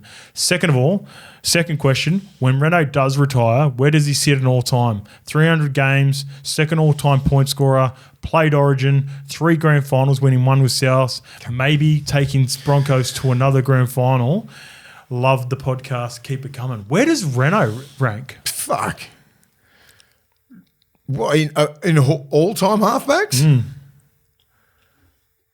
Fucking nowhere near it. I mean, like... As in, he's not saying he's top 2 or 3. No, I'm just saying, like, he wouldn't be top 10 or anything like that. You got, like... Those stats are pretty good, though. Yeah, it's not about stats. It's longevity and everything like that. Well, just say in the last... Like, so you got Joey, JT, Cooper Cronk, Alan Langer, Ricky Stewart... who else? Like what else? Like Daly Cherry Evans, Cherry Evans. Now Sean Johnson, Sean Johnson. You know, like there's a lot. He's top 20 if you're thinking about that. Like he'd be a top 20 half. Like you got guys like Brent Sherwin and every guys like that. I've got a comp for you. Brett Kamali. I've got a comp for you. Yeah, Noddy was right up there. Because he played a shit like Matty Orford. Matty Orford. The Ox was good. Matty Orford's a good shout. Very good, similar. Ox won a grand final at Manly. Kicked goals, was a small little, just a little goer. That's a great comp, Lukey. No. You know what he is? Fair few, mate. He's the Hazem El Masri of the halfbacks. Like Hazem was a gun point scorer, goal kicker, rock solid winger. As a teammate, you'd love to have him, but not necessarily going to be a guy as you think of like a top tier winger, right? Yeah, like and I think Ren's going to sort of fall in that. He's going to sit there because he's never played Test. He played 3 Origins. I mean, you know what I mean? Like he's going to be a 300 gamer. He's like a fucking good, great, like halfback. You know what I mean? Like he's a decent, like top 25 halfback. That's even debatable, yeah. Like if you go through the halves from just say for every generation from the 90s, 2000s, and 2010s, there's a lot of good halfbacks, man. Like Reno, he could play most generations. He's a pretty good player. He's one of these guys. He's was stuck in that generation of fucking great halves. You know what I loved about him on the weekend? Sorry, the JT, Cooper Cronk, all these guys, like he's never a chance of getting a test. Daly Cherry Evans, do you know what I mean? They're all they were in their prime while he was in his prime. Yep. Well, Mitchell Pearce was the one. Mitch Pearce is even there. Mitchell Pearce, I put Mitch Pearce in front of him. So he played with Joshy Reynolds. He was picked next to Trent Hodkinson. Yeah, 2014 he played, I think. Yeah, I think he's had a great career. Oh, fuck. I'm not sure where he goes. I'm not sure where he goes if he wants to keep playing. I'm not sure how his body's holding up. That's going to be all on him. He wants to get that fucking ring for Brisbane. I think if he can get that this year, he might just go, See you later, NRL. Does that change your take where he sits if he takes Brisbane to a... No? No. It won't be because of Renault, them winning them. You know what I love about him? I love him. He's a guy. He's a fucking tough little bugger. See him getting into Villiamy kick out all throughout the game. He goes, mate. Kicks was sort of like, and it's a tough one for Kicks as well because Kicks is a big guy, 6'6", 120 kilos, and Reynolds is getting up and pushing him, and he's sort of like, because you can't get a can't do punch anything in the fucking head. But also, Ren's not the sort of guy, and I know there are some fake sort of small tough guys. Yeah. Ren's just got that little bit of dog in him where he's just like. He doesn't want to be put on the small man syndrome, right? You know what I mean? Yeah. There's some other guys who know that they can't. The big guy can't do anything, but Ren's like he's the sort of guy like. So he's got what? He's got just this year to go. Yes. And they've got to make. What does he do? You puts everything into this year. You could potentially go Ben Hunt and Ezra Mam next year. So like if you're thinking about life after him. It's a tough and it's a good question with regards to probably not going to be able to keep Cobbo if Reynolds stays. You've got to keep Cobbo, but only because you've got Ben Hunt, you could probably go, okay, well someone's got to go. Mm-hmm. I would rather Reynolds than Ben Hunt as 7. That's how much I rate. That's a tough one. Yeah, he just adds more. I think I don't know. I think similar to the Fogarty chat. So I need to see more of Hunt at 7. He's just because he's playing 6. He's not playing to his potential. You mean Hunt playing 7 with this team? Yeah, it's just not. Because you've seen enough of 7 over him. Yeah. So it's hard to say. Like I'd rather Reynolds than him because I like the way that Ben Hunt plays as well. Different. Right? Well, Ben Hunt's played Origins and Tests, so he's good. Yeah, but like now you're watching him play now. Everyone's thinking. Ben Hunt's like, because he had a fucking very off game a couple of weeks ago and he played outstanding. He was excellent. Yeah, him and Ren were both. Yeah, that was so good. The parts where Reynolds was good in this game, Benny complimented him with just effort plays, diving on that loose ball, competing for kicks, chasing hard on kick chase. Not normally something you associate with Honey. You normally... Well, you know what happens when legends and great players get fucking like you play so bad?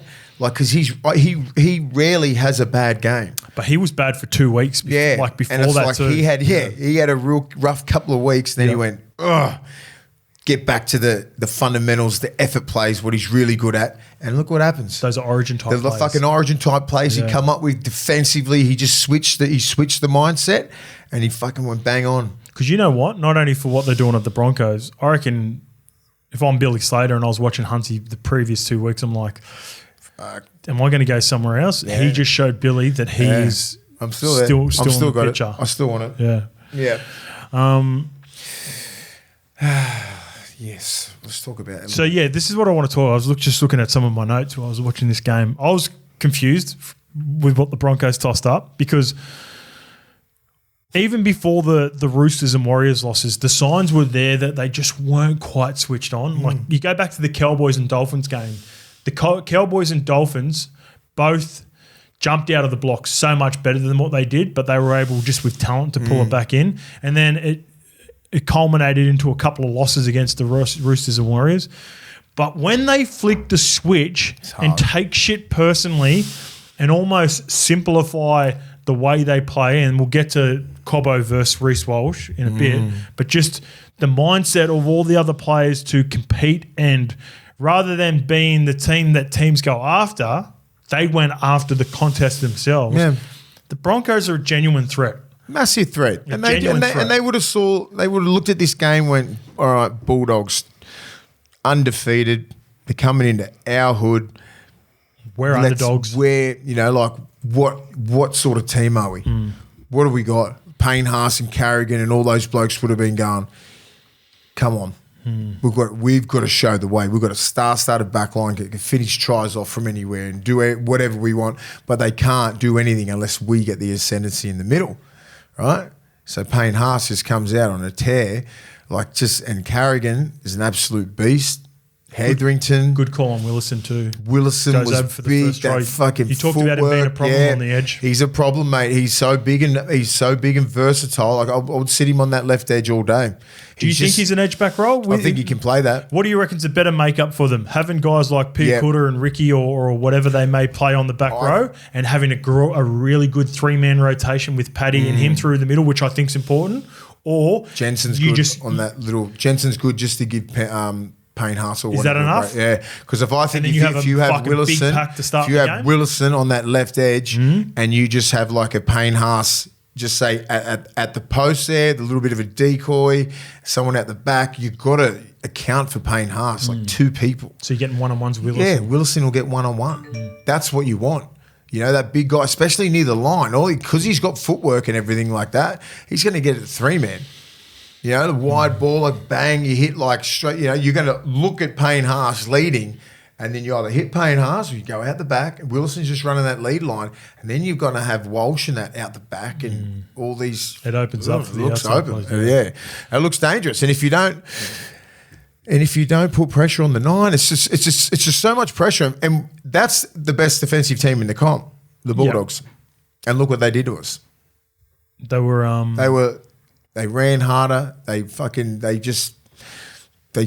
simplified things. Simplified thing. We're going to run over these guys. We're going to back ourselves. We're going to back how hard and big and strong we are and fit, and let's go at them. You know, like they're talking about Max King for Origin. You know, they're talking about all these guys for Kurt Mann and all these guys. You know, like Payne Haas took that shit serious, and he took it personal. We'll get to the Origin stuff. I've got a question around that for the Bulldogs players moving forward. The last little bit for the Broncos, I think Walsh is the better option for them long term to win a competition at fullback. But no doubt in my mind, the opponent of the Bulldogs and the conditions well and truly suited Selwyn Cobbo in this game. Because I was worried about that. As soon as Walsh was out, I said they're going to be more direct. Yeah. And also the kicking game and kick defence for the Bulldogs. They would have bombed to Walsh and fucking picked him up and dragged him in the wet. You can't. And that would have been at a disadvantage for the Broncos. You can't do that, and you can't do that to They tried to bash Selwyn, but they couldn't as much as they would have with Walshy. Cop it. You're going to cop your licks if you're going to try and get him as well. Because he's so big and strong. Where with Walshy, you can like leave that ball up and then catch and hit on when he catches. You know what I mean? And they couldn't do that with Selwyn, and it just sort of threw their game out because you game plan for Walsh and everything like that, and you know what you're sort of getting with him. You'll try and get him and bash him early and try and get him out of the game. Where Selwyn's just like, fuck. He had a smile on his face. He don't care. They were bashing him. That's when he knows when he's having fun. I tell you what, the earliest sign where I thought the Bulldogs were in trouble, when Critter put in a little grubber kick and he bashed Selwyn Cobbo and he pushed him while he was on the ground. I haven't seen Critter get angry like that all personal. year. Yeah, personal. He was getting pissed off, and Selwyn sort of just looked up and had a smile. And I'm not sure. Yeah, I don't know if he was trying to inspire his team or if they were. That was a factor. Yeah, and he's just like fucking let's go. But 80% of it, he was just super frustrated. But like, if that was anyone else but Selwyn Cobbo, he would have ended up in the back row. Yeah, he bashed him. He hit him, but Selwyn just copped it. Yeah. If you hit Walsh like that, he's fucking getting lifted. Bryce Gibbs. Yeah. All right, let's get to your Bulldogs. Yeah. All right, they went into this game 100% trying to show the rest of the NRL that they were not going to be bullied. Now, the narrative around the Bulldogs is they can't match a big pack. You know, they're false. They're a false undefeated team, and with all that energy and all that, it really affected the way they played. They tried to bash the Broncos. They missed their targets, and 4 guys got sent off. And they could have even had, or 3 guys got sent for 10 in the bin. 3 suspended this week. Burton probably should have got binned as well, and then Tupanua definitely should have got binned. They lost their shit, mate. Yeah, they did. It's a good learning lesson. It's a very good learning curve. They can go back. You know, they'll be talking about that all week. And probably be put to bed now. They've had a little bit to think about over the week, and they were undisciplined. They're not built. They're not trained like that. Opposite of they're what not they've been. Coached like that. Yep. They don't lose their shit. They're supposed to be, you know, like they just stay in the grind. They got in the grind sometimes in the second half. They look like the Bulldogs, but they got ambushed big time and they didn't know what to do. right? They just didn't know what to do. kept on compounding How do in the we first get back half. into this game? Yeah. All right, let's just try and crack fucking whatever bomb penalty. Yeah. You know, like just the wrong. You just, you know, like I love the energy, The intent's right. the intent, Execution's but poor. the execution was off, and it looked like we were fucking sore losers. Yep. And it's just like I was like, fuck, we're not that, you know, but. This will be a good test for us this week. Yep. It's like, what sort of team are we? We've got resilience. We've got resolve. We are a disciplined team. Another big We're pack. well coached. We are well coached, and we're okay. Forget about that game. Learning curve. Let's just get better. They're not travelling well at the moment, but you get a really good opportunity with Tino, with Mo they're got a fucking Fodawaker, good team, with mate. David Fafita. You're going to get tested. Mate, that's a really good pack to go, all right, let's go be aggressive. Let's Yeah. go after this game, but not lose our shit. Just in the right way, in the right way that they've been doing it to other teams. You know, like, and I was a little bit apprehensive of the South game. It looked like because we got them 36-0 or whatever, we didn't play that good. I was looking at the game. I was a Ren. I was just like, we're not. What was your biggest concern out of I that? don't know. We couldn't put them to bed in attack, and then they were making little breaks here and there. Our contact wasn't as good, you know, but we kept scoring pretty easy tries at the start, and it's sort of Ciro said that as well. Actually. Yeah, it wasn't our best performance, but it looked like it because it was 36-0. Yeah. 36-0, right? Oh, our defence was awesome. It should have been Souths were there for the taking for a 58-0 sort of drubbing, right? They were lucky they got away. We left about 4 or 5 tries on the field with the wrong execution. So do you think this is like a blessing in disguise to have a performance like this at Broncos? The before Broncos showed Magic us round? where you are, where we really are. Like, this is a fucking real. Broncos are a real team. They've been up and down, but this would have been they're going, all right, are we the fucking real deal or what? Let's have a crack. All right, let's speak of the real deal. There's been a lot of chat, and I've been one of them, about some of these players being in contention for Origin. When you think about where this team's at, how good the system is, do you think some of the Origin chat was premature for some of the players? Very premature. And do you think that sort of stuff affected maybe how they viewed themselves? And then also a huge part of it, they are playing Origin players. So what did you want to see from them against Origin players? I can only put in my head if I was when I was a current Origin player and someone else saying that they're in a contention for like my position, they're getting dealt with. You know, like just say Max King's he's had a good start to the year. Like, Couple of years. He's been good for us. He's a good player. Payne Haas is the best prop in the game. Carrigan is he's a top 5 forward in the game. He's going to be Queensland's They're best. going to be like, hey, like they take it personal. When you take it personal, you run a little bit different. You hit a little bit different. You get targeted a lot more. Kurt Mann, right? He was getting hey, he could be that guy for Origin. For Queensland. It was harder for Kurt Mann. I know. They were already lost their shit by the but time usually he's come does on. make an impact, right? Yeah, and then yeah. and then Ben Hunt would have been, that's fucking my position. True. That's mine. Forgot about You're Ben talking about me, fuckheads. You know what I mean? You forget or what? Like, you know, like Selwyn Cobbo, like, and, you know, Katoni and, you know, all these guys are like, oh, we're that team. Carraz. People talk about Carraz. Everyone's Carraz. Hey, Katoni's been there. Tony's there. Yeah. Fucking Cobbo's there. Hey, we're those dudes, mate. There's a level. good point. There's a level to that shit. And I know because I've been in that position before when you're like, if you hear these other guys like talking shit, like you're getting a little bit of like a rap here and there, and you're like, no. We're still those dudes. I like it. They did show it. And I'm not saying that's anything to the Bulldogs mentality. That's the Broncos mentality.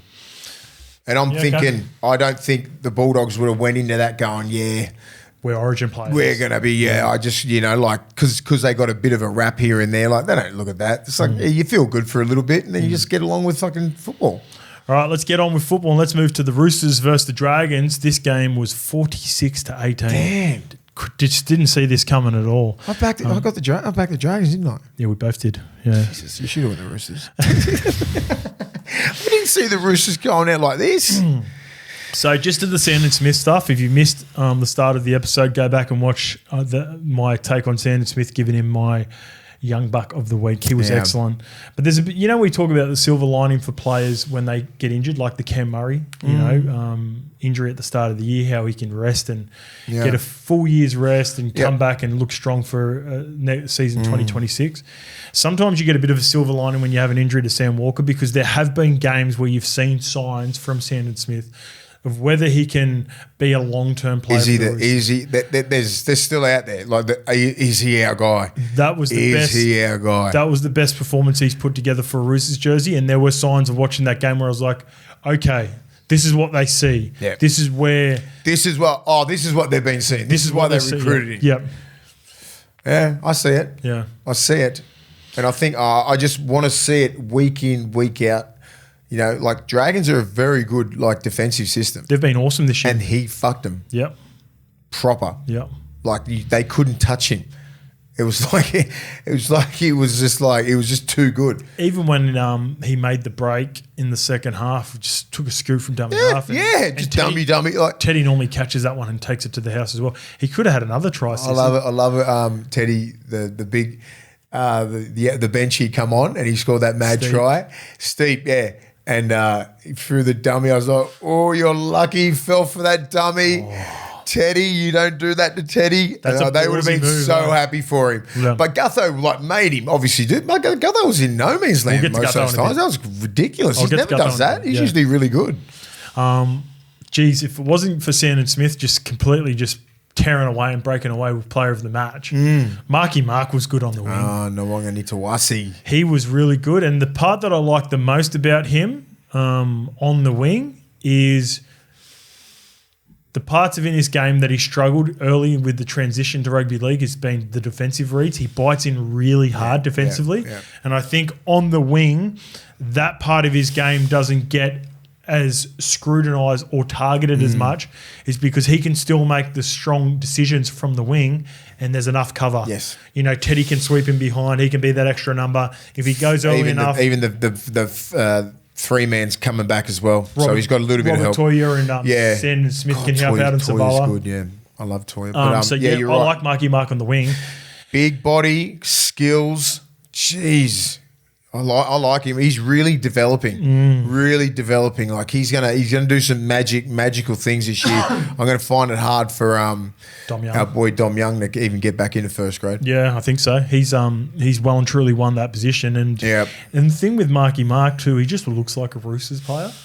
Yeah, he's a good looking cat too. He's a good looking cat. You know, he's got a rugby union background, so he's well educated, speaks well, does all those stuff that's important to the Roosters. You know, being a Rooster apparently is different. He's a cracking human as well, which goes a long way. Didn't we, Lukey, remember the golf day a couple of years ago? Marky Mark. Is he big? Yeah. Is he 6'4"? Huge, mate. Fucking he's big, I was at the Budgie Smuggler party started this year as well. Yeah. So he's good. He'd be in a pair of those every day, wouldn't he? Oh, yeah. On the rig on him. He'd be rolling around. Yeah. Huge malt too. Winter. Winter time, just Budgie Smugglers all around the joint. Yeah. He's a real player for him. Here's one for you. And I was looking at what the Roosters could look like in the future. All right. So Sandon Smith develops and becomes the guy to partner up with Sam Walker moving forward. I like Hugo Savala, and I think they're lacking in the kicking game, and it's very rare that you see a lock do this, but I can see Hugo Savala becoming Isaiah Yeo. He is huge. He's about 6'4". Yeah, I'm trying to think. Is that too big for a half? Because as long as he can kick and move good and defend, and he doesn't get caught like defensively, and if he's not quick enough or anything like that, and he can make his tackles, he can do all that. You know what I like. But does the transition look like he moves to 13? So, and this is I'll use Yowie as my example. Yowie started off as more of a centre when he first hit the first grade. Back row, yeah. He even played on the wing early on in his career at Penrith. Slowly moved in, made the lock position his own.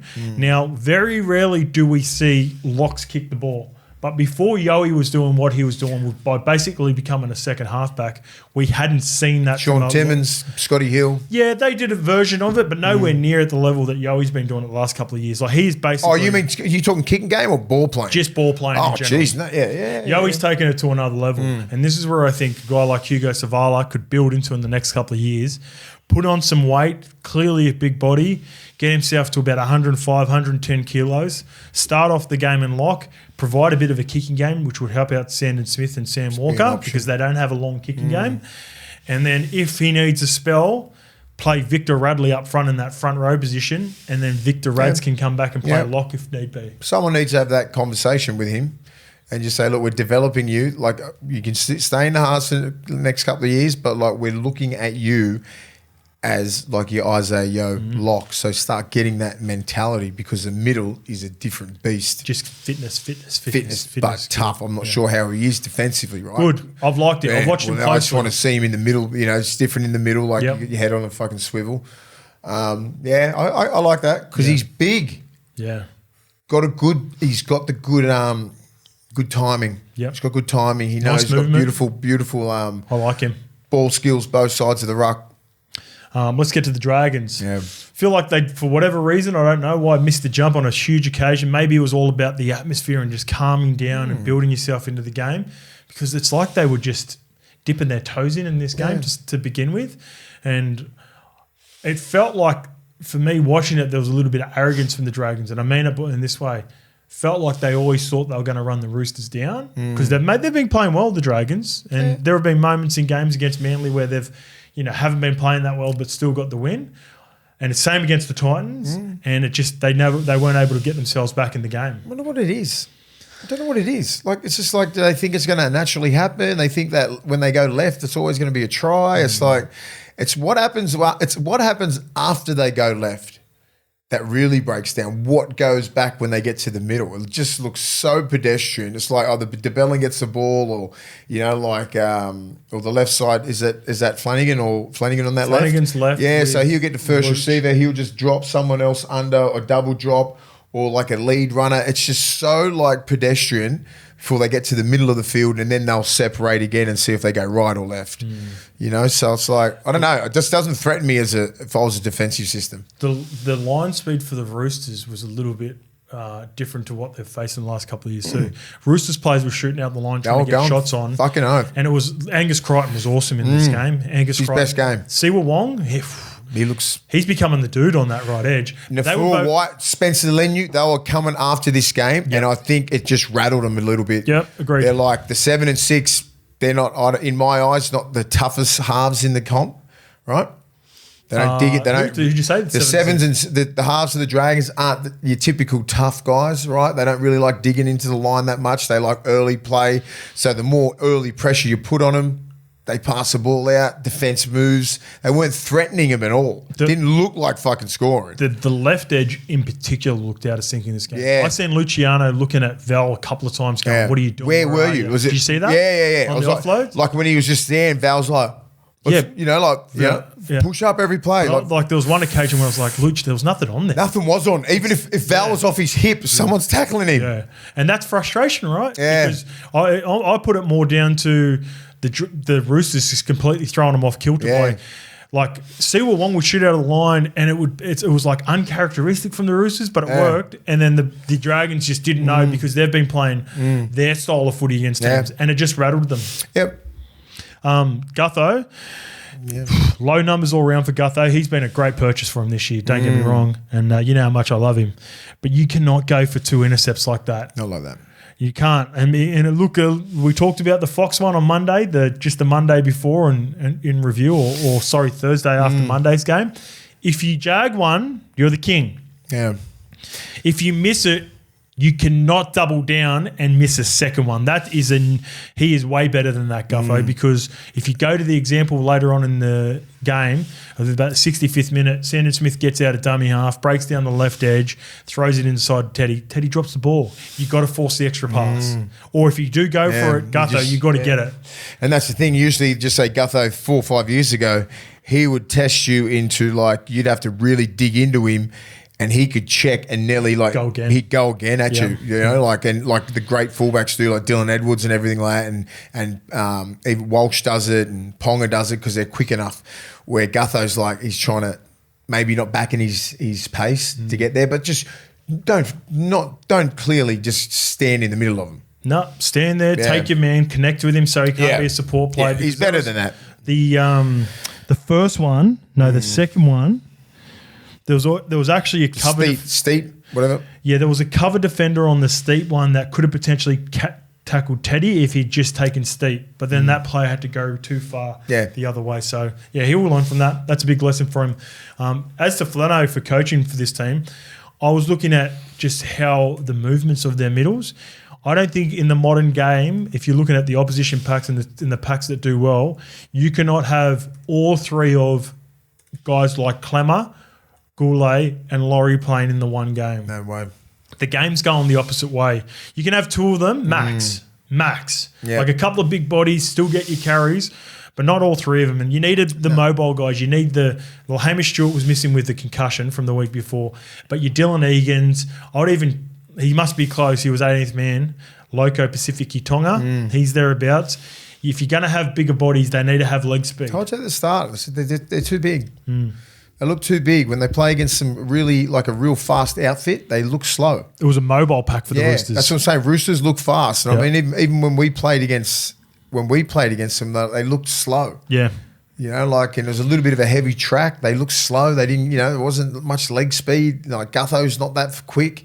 Halves aren't quick. That's but true. the only one who looks quick is Sloan. And Val.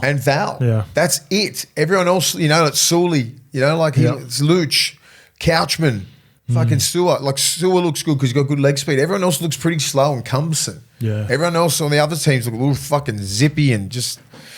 They go at it. Interesting. I seen an article. Your Bulldogs were able to pick up that Sione Finau. Yeah, good kid. Yeah. Do you know much about him? Apparently, isn't it Finau Latu?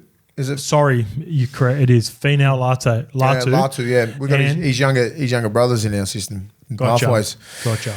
Been after him for a little bit. Apparently, Flano was blown up that he didn't get an opportunity. But apparently, the management never went back to Flano with a counter offer. Yeah, just went. All right, you want the Dogs? Bang, done. That says a lot about where the Dogs are at the moment. Yeah, I think, and obviously his younger brother's there in the system at the moment where I'm at, like in the Pathways, and they've had massive raps on this kid for a while.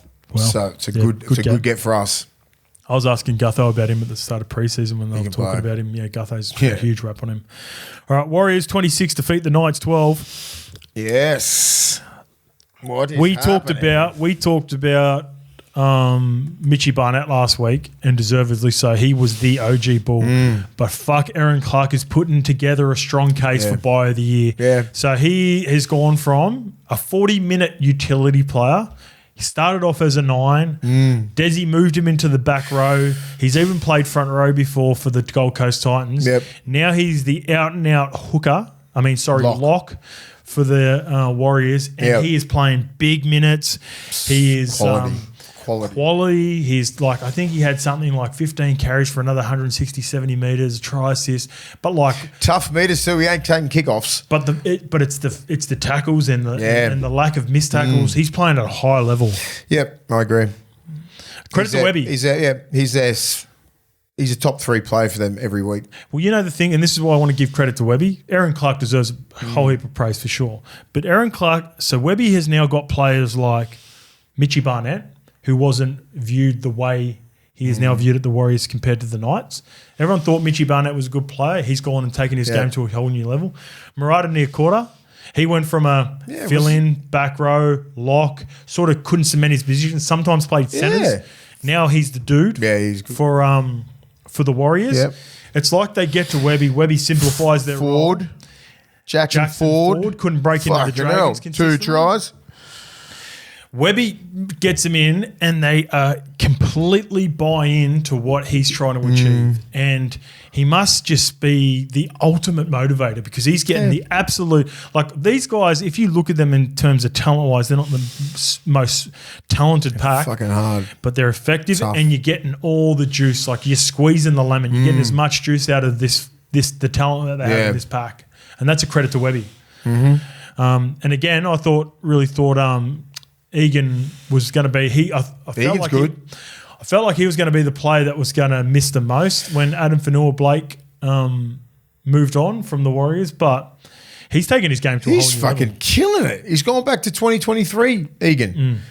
Not sure why. I think they're just getting more ascendancy in the middle. Everyone's getting quick play the balls. Yeah, and he was busted up last year. He was busted. And I think 2022 he had head knocks. 2023 he was healthy. 2024 he had like wrist and elbow injuries. Yeah, but they're winning the ruck. Yeah. Aaron Clark wins a lot of his play the balls. Barnett wins a lot of his play the balls. Jackson Ford wins a lot of his play the balls. So he's just getting out and creating a lot. Leka Halasima. Yeah, Leka, he's good, mate. Dimitri Gavayamanga. Yeah, they've got some players that always find their front. And when they're on a roll, this is the Warriors that you get. Jacob Laban played on the weekend too. Yeah, they've got a good team. And look at this. Fish, DWZ, RTS, not even playing. They're all back after magic. Yeah. So who misses out? So if they can stay healthy within this next weekend and get through unscathed, knock on wood.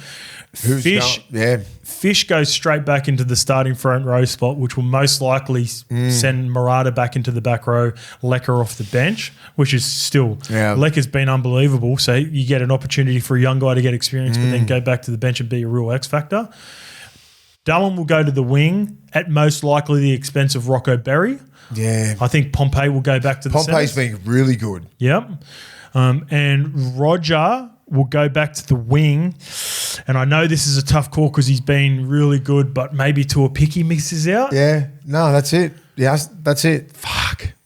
And then you've got, iron sharpens iron. Yeah, that's You've why got they're these young guys who have performed well while they've been out who will just be like, I don't deserve to be dropped, but those three guys walk back into the team. And I think this is the reason why those players who have been taking these guys' spots are fucking playing lights out. Because they know they're coming back. Because they're like, fuck, I need, I know I'm not going to hold these guys out, but I need to be on the next guy up. If you can put me on the bench, so these middles, someone has to go back. When Fish comes, someone's got to go back to the bench or something like that. I need to be the best player. Yeah.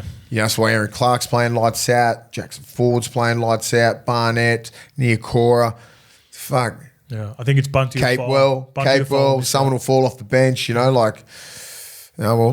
good. It's a good problem to have. Really good problem. The Wars are flying, and they're flying at Christchurch. And like I said before, they've got a few games down there in the next couple of years, but I reckon Christchurch is my shout for the 20th team. Yeah. The Knights, they're a tough watch. Yeah, look, they've managed a couple of decent runs in the past few years, but if they don't get it together, I think Adam O'Brien is clearly the coach that's under the pump the most right now.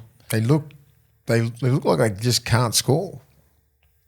They just can't. Like, it just doesn't look, like they scored a couple of tries there in the last couple of weeks, and then like from a couple of really good plays from Gags, individual plays. Like, what was the other tries there? They were just really, they scored 12 points. So Gags scored that one, and he set that one up for the other winner, Schiller, who had a fucking probably one of his worst games ever.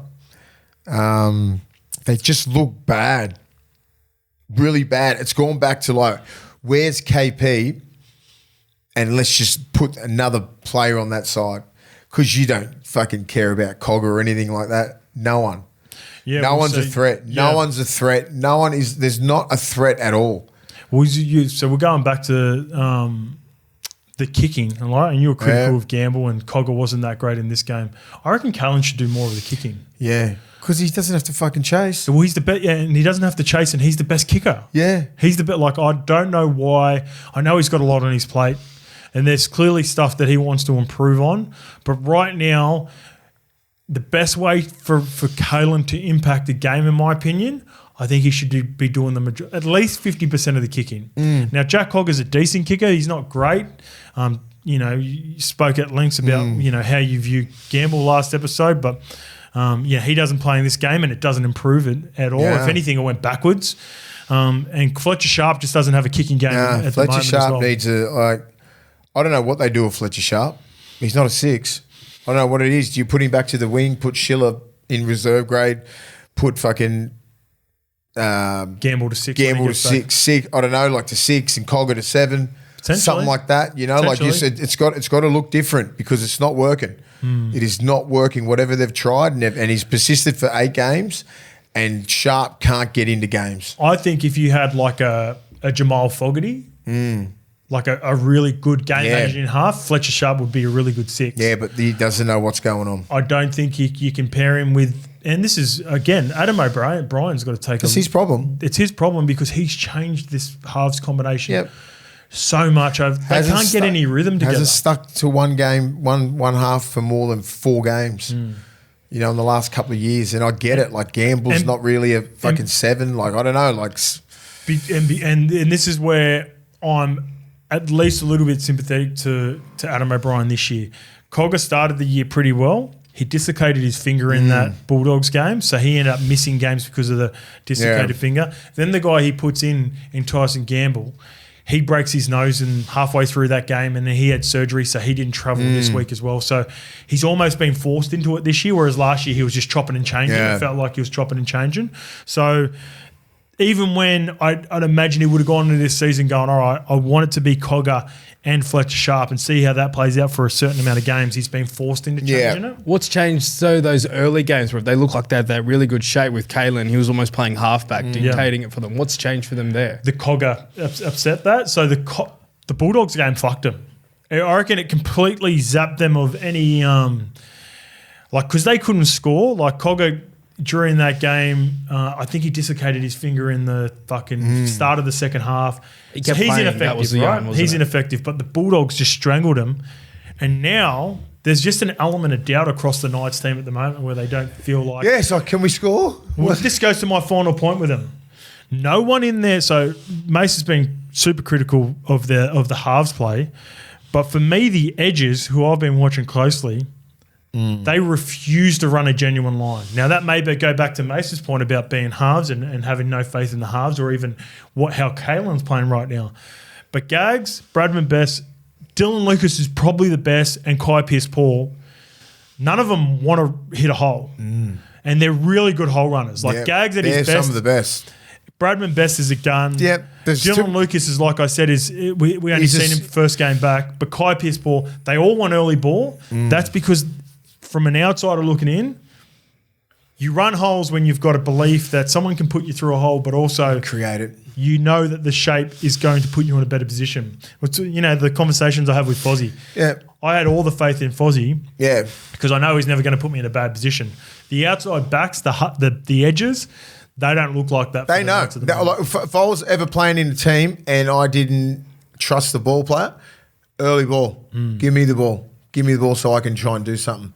Like, instead of because I don't trust your ball playing. But that's even off Kalen at the moment too. Yeah, it doesn't look good. They're not even running holes off Kalen. No, they don't look Kalen, because he'd be the first person if I was playing for Newcastle on the left side back row. Where's Kalen? Can Kalen bang, bang, bang, let him square up and just be fucking hitting outside in lines like with Dylan Lucas. Dylan Lucas didn't get the ball once off him. Fuck all. You know, I don't know. It's a problem. The Knights are in a big fucking problem. All right, let's go. We'll move on. There's plenty of questions that will be answered in the next couple. They need a huge game at Magic Round. All right, the Storm 24 defeat the Rabbitohs 16. It's a win, Mace, but there's still something off a little bit about the Storm at the moment. It's not that. It wasn't. I think my point is, I think they know that they can beat teams, in a 36 to 30 shootout, but that's not how a Bellamy coach team wants to win, is it? He looks like he was just losing his shit. Super frustrated. Yeah. Super frustrated. They just kept dropping balls. They kept on just un-Melbourne-like.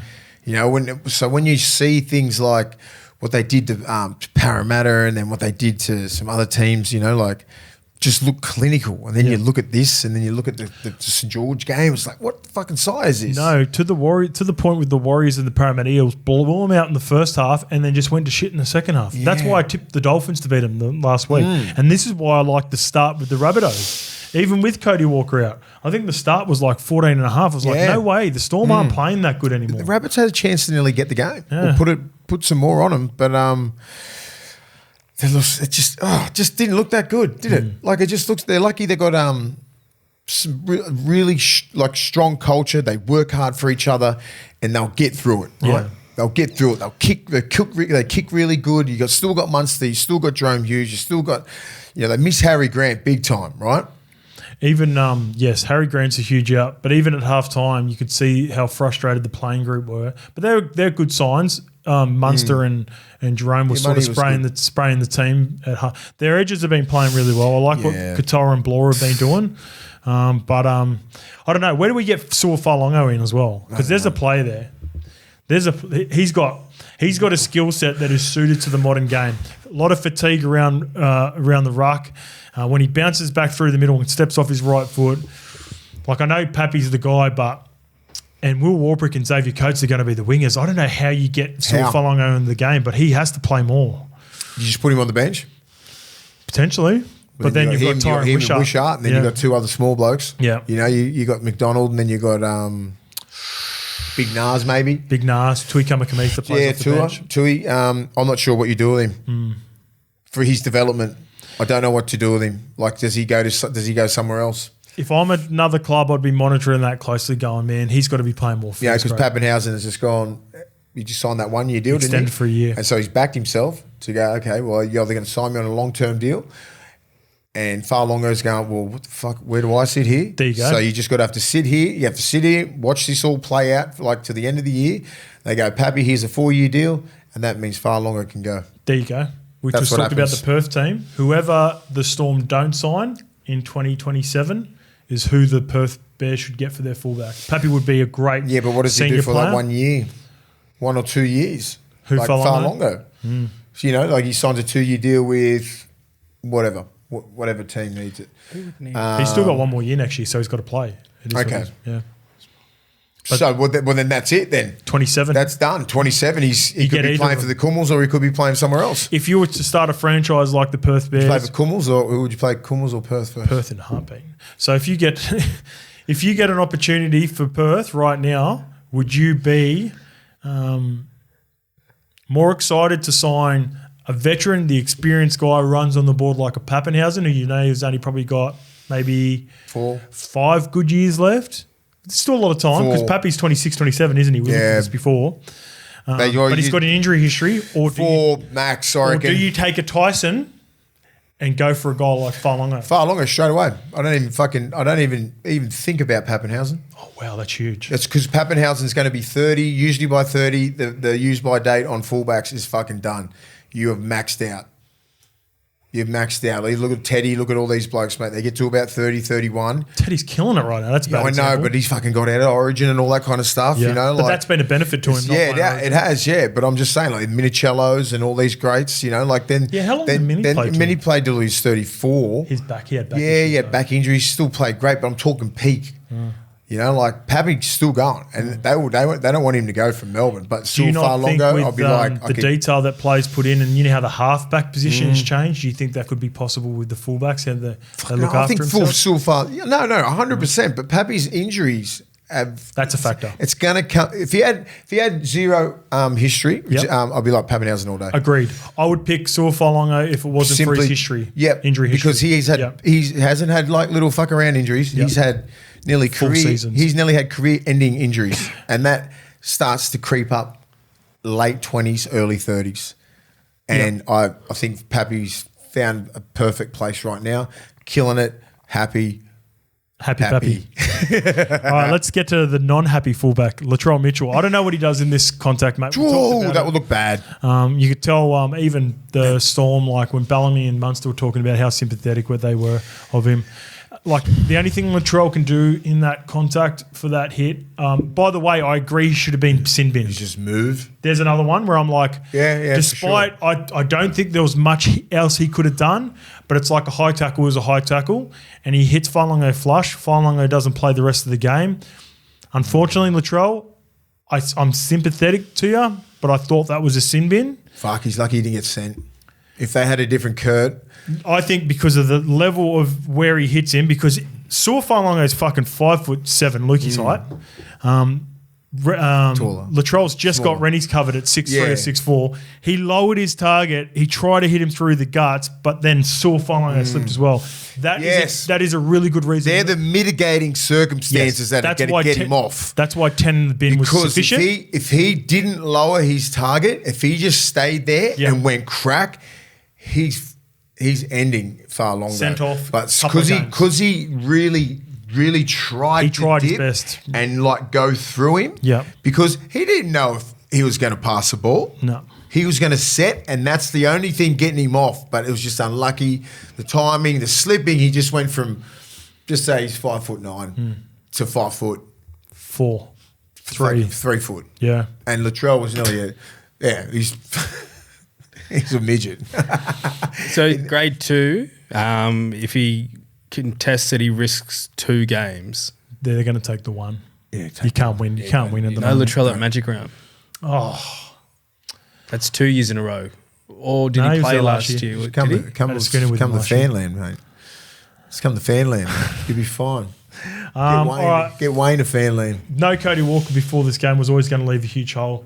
But no Walker with Humphries. Those 2 guys were impressive as a combination at the start of the year, but I don't think the Rabbitohs can afford to miss both of them at the moment. Not for like an extended period of time. Yeah. I think we'll get Humphries back in the next couple of weeks. So originally the diagnosis for him was around a 4 to 6 week injury. This would be the 4th week this week. Yeah.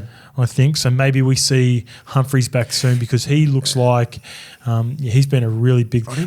they haven't had... It feels like we haven't seen at least the best version of South fully fit on the field for so long.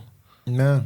Latrell's missing or Cody's missing or Cam Murray's missing or all of them or Jamie Humphries has looked good and then he's missing. It's like... Cody Walker, like I spoke to him before the Bulldogs game and...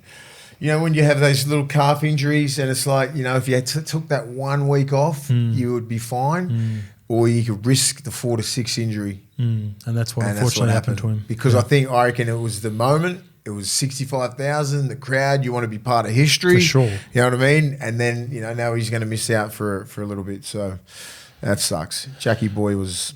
Geez, he's all heart. Fuck, mate. He's one of my favourite players to watch. Win, lose, getting smacked, getting flogging a team, or it's a tight game. Just would have loved to have played with Jack White. He's a beast, though. He's an animal. All right, the Cowboys 50 defeat the Titans 18. The part that I was watching this game at the start and I was just thinking about all Cowboys games over the last couple of years since they've changed to that ground. And Lukey, you've been there and watched it against the Eels. Remember that game? And then we watched the women's game there. We watched the women's game up there. Fuck, it's a fast pitch now. Remember the old Cowboy Stadium? Yeah. It used to be Dairy farmers. slow, heavy dairy farmers. Now it's such an entertaining product to watch Cowboys games. Because it feels like there are just huge gaps everywhere with just a whole heap of fatigue. Fast. And that's a big tick to what the Cowboys are doing right now because they're a team. It's similar to, I reckon, when Manly are at their best because Four Pines has become a really fast pitch now.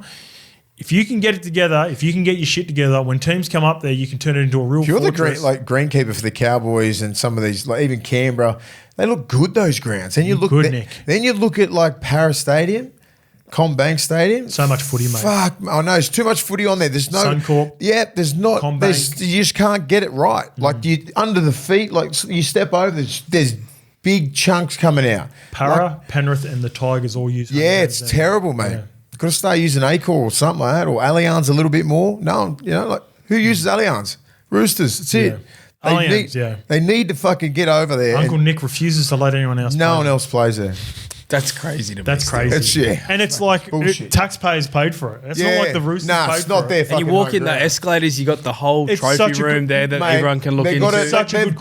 They've got to like West. I don't know. Like they should have got to the. Look, I get it with South.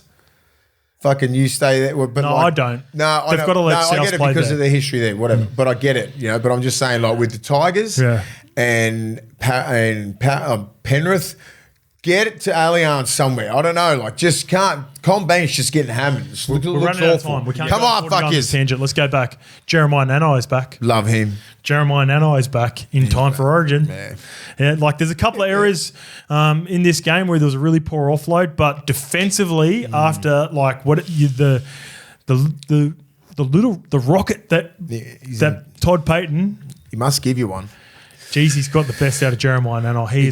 He is on fire at the moment. His defenses, his intent is to kill you. Trying to bash people. Fucking oath, I love it. Yeah. Love it. JT, he's not playing the minutes of old, but geez, they're effective now. Those runs are inspirational. You know, he's like getting the ball, bit of footwork, 10, 15 post-contact meters, quick play the ball, get off the back of that. Whatever they're doing as a medical staff and S&C and the performance team, last year, you think about what he did in the test for Tonga at the end of the year, how well he was playing at the end of the year. He was playing really well for the Cowboys at the end of the year last year. We're all good?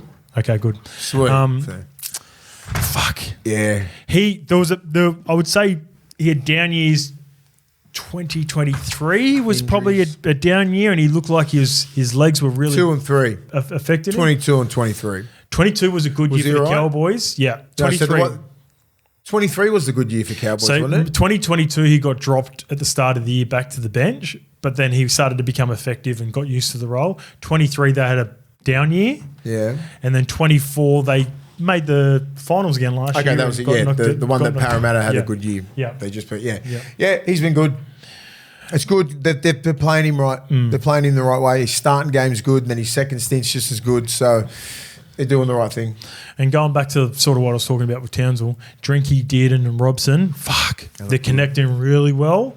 And Taulagi looks good too. Taulagi looks good. Purdue. Yeah. I don't know what it is with him, but if you fucking find space. Do we dare to believe in the Cowboys again? Yeah, I do. Are they a genuine threat? I do, because everyone else is sort of going, yeah, they're going to be all right. They're all right. But like, they started the year off pretty shit. Now it's like, no, they're the real deal. Let's put 50 on the Titans. So quite easily. One thing that I said at the start of the year where they didn't get enough credit for was the amount of games that they lost. Chad Townsend, Valentine Holmes, Kyle Felt, Jake Granville. There's 1,000 games there. But fuck, they've been able to just, get back so quickly. Who's playing 7 and 6 for them? Dearden and Clifford. Yeah, that's the thing. When they had that other young kid in there, that was fucking him. The young kid, was Duffy? Duffy, yeah. He was way out of his league. They thought they would pick the right guy, and Clifford's come back in there and steadied the ship, played some good football. Ever since they beat Canberra up there. Clifford, that was Clifford's first game back, and they beat the Raiders up there, which is good. They did too. That was the start of it. Did he score a couple of tries in that game? Yeah. Yep. So he's the key. He is a key. What about the Titans? Now, this is a couple of weeks in a row where they've started really well. This is a fucking really entertaining game for 60 minutes. Yeah, it was good, eh? Like, it was that both teams were trying their backside off. Even when, this is annoying, when they had to play like the Jamin Jolliffe sin binnings and again, the sin binnings in these games are really, I'm not going to get to that. No. But they turned up, they kept on turning up for a long time there, and just, man, I tell you what, I talked about Jeremiah Nanai. Both of them all ready for Origin. Yeah. He's fucking unbelievable. Yeah. They started off like you're going, all right, this is the Titans. This could be a fucking close game. Tino, little short ball to Fermor, like before that, another line break, like 2 tries and setting up tries. Oh, this could be on. And next minute, the Cowboys just go, fucking no, bang. We're on, you're done. And then it's like the Titans just went back into this mode where that halfback, who's the halfback that comes in there with the mullet? Weaver. Weaver is just like, he ain't it, mate. Him and Brimo, like Brimson, like just, they turn back into that. Whenever they get under the pump, then they try and get back into into that possession, into a grind, the high speed grinds. They can't do it. They can't. They cannot do it. Yeah. Because their kicks aren't good enough. They don't kick chase hard enough. They don't do all those little things where the really good teams do that. Because like the halves are just.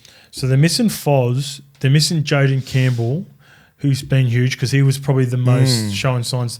And I reckon they really miss Keanu Kinney. Jalen de Groot's been awesome. Yeah, he's been good. But Keanu Kinney, similar to Failonga, where it's like just X-factor players, young players in the competition, like they're so valuable right now. I like him.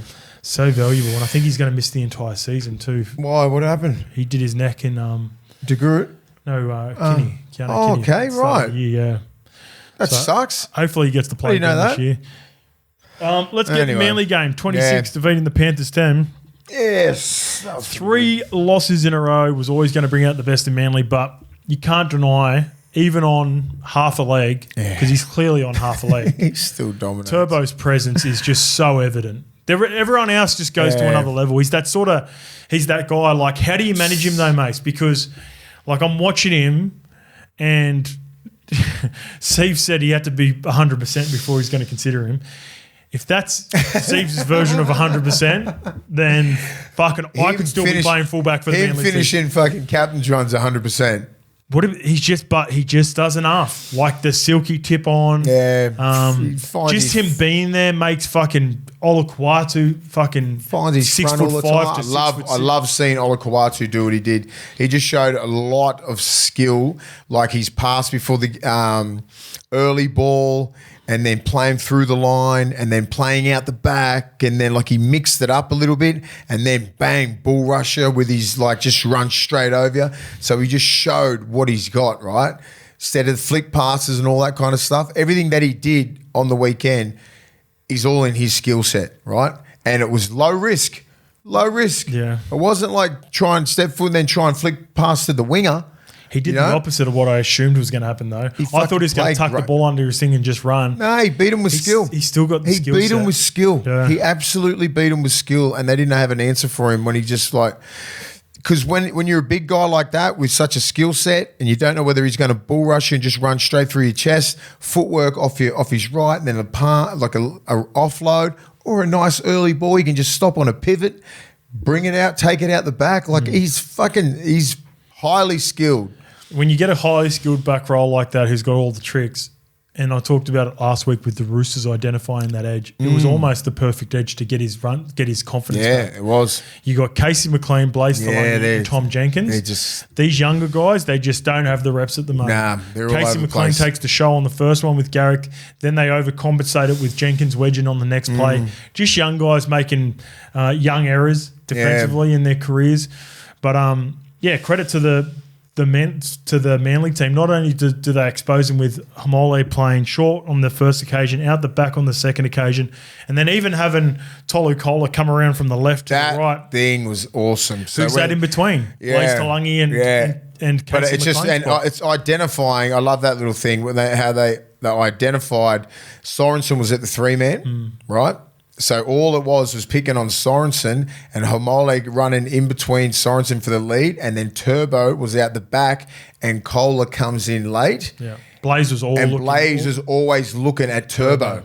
And then he just like a little hang play and Kola just comes from the open, and it's just like beautiful execution. You can barely you coach for that sometimes, and it comes off at training. You've always got it in your trick bag, but you got to identify. All right, Sorensen's at 3-man.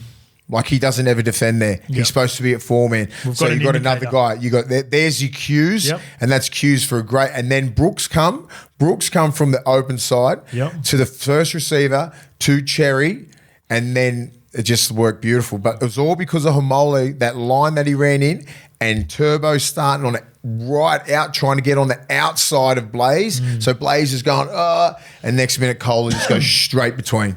That was one of the best executed plays I've seen for a while. Awesome, I love seeing it's that. a play that teams have done before, but when it's executed, it's fucking nice to watch. It's beautiful. A bit of a silver lining. We talk about silver linings all the time.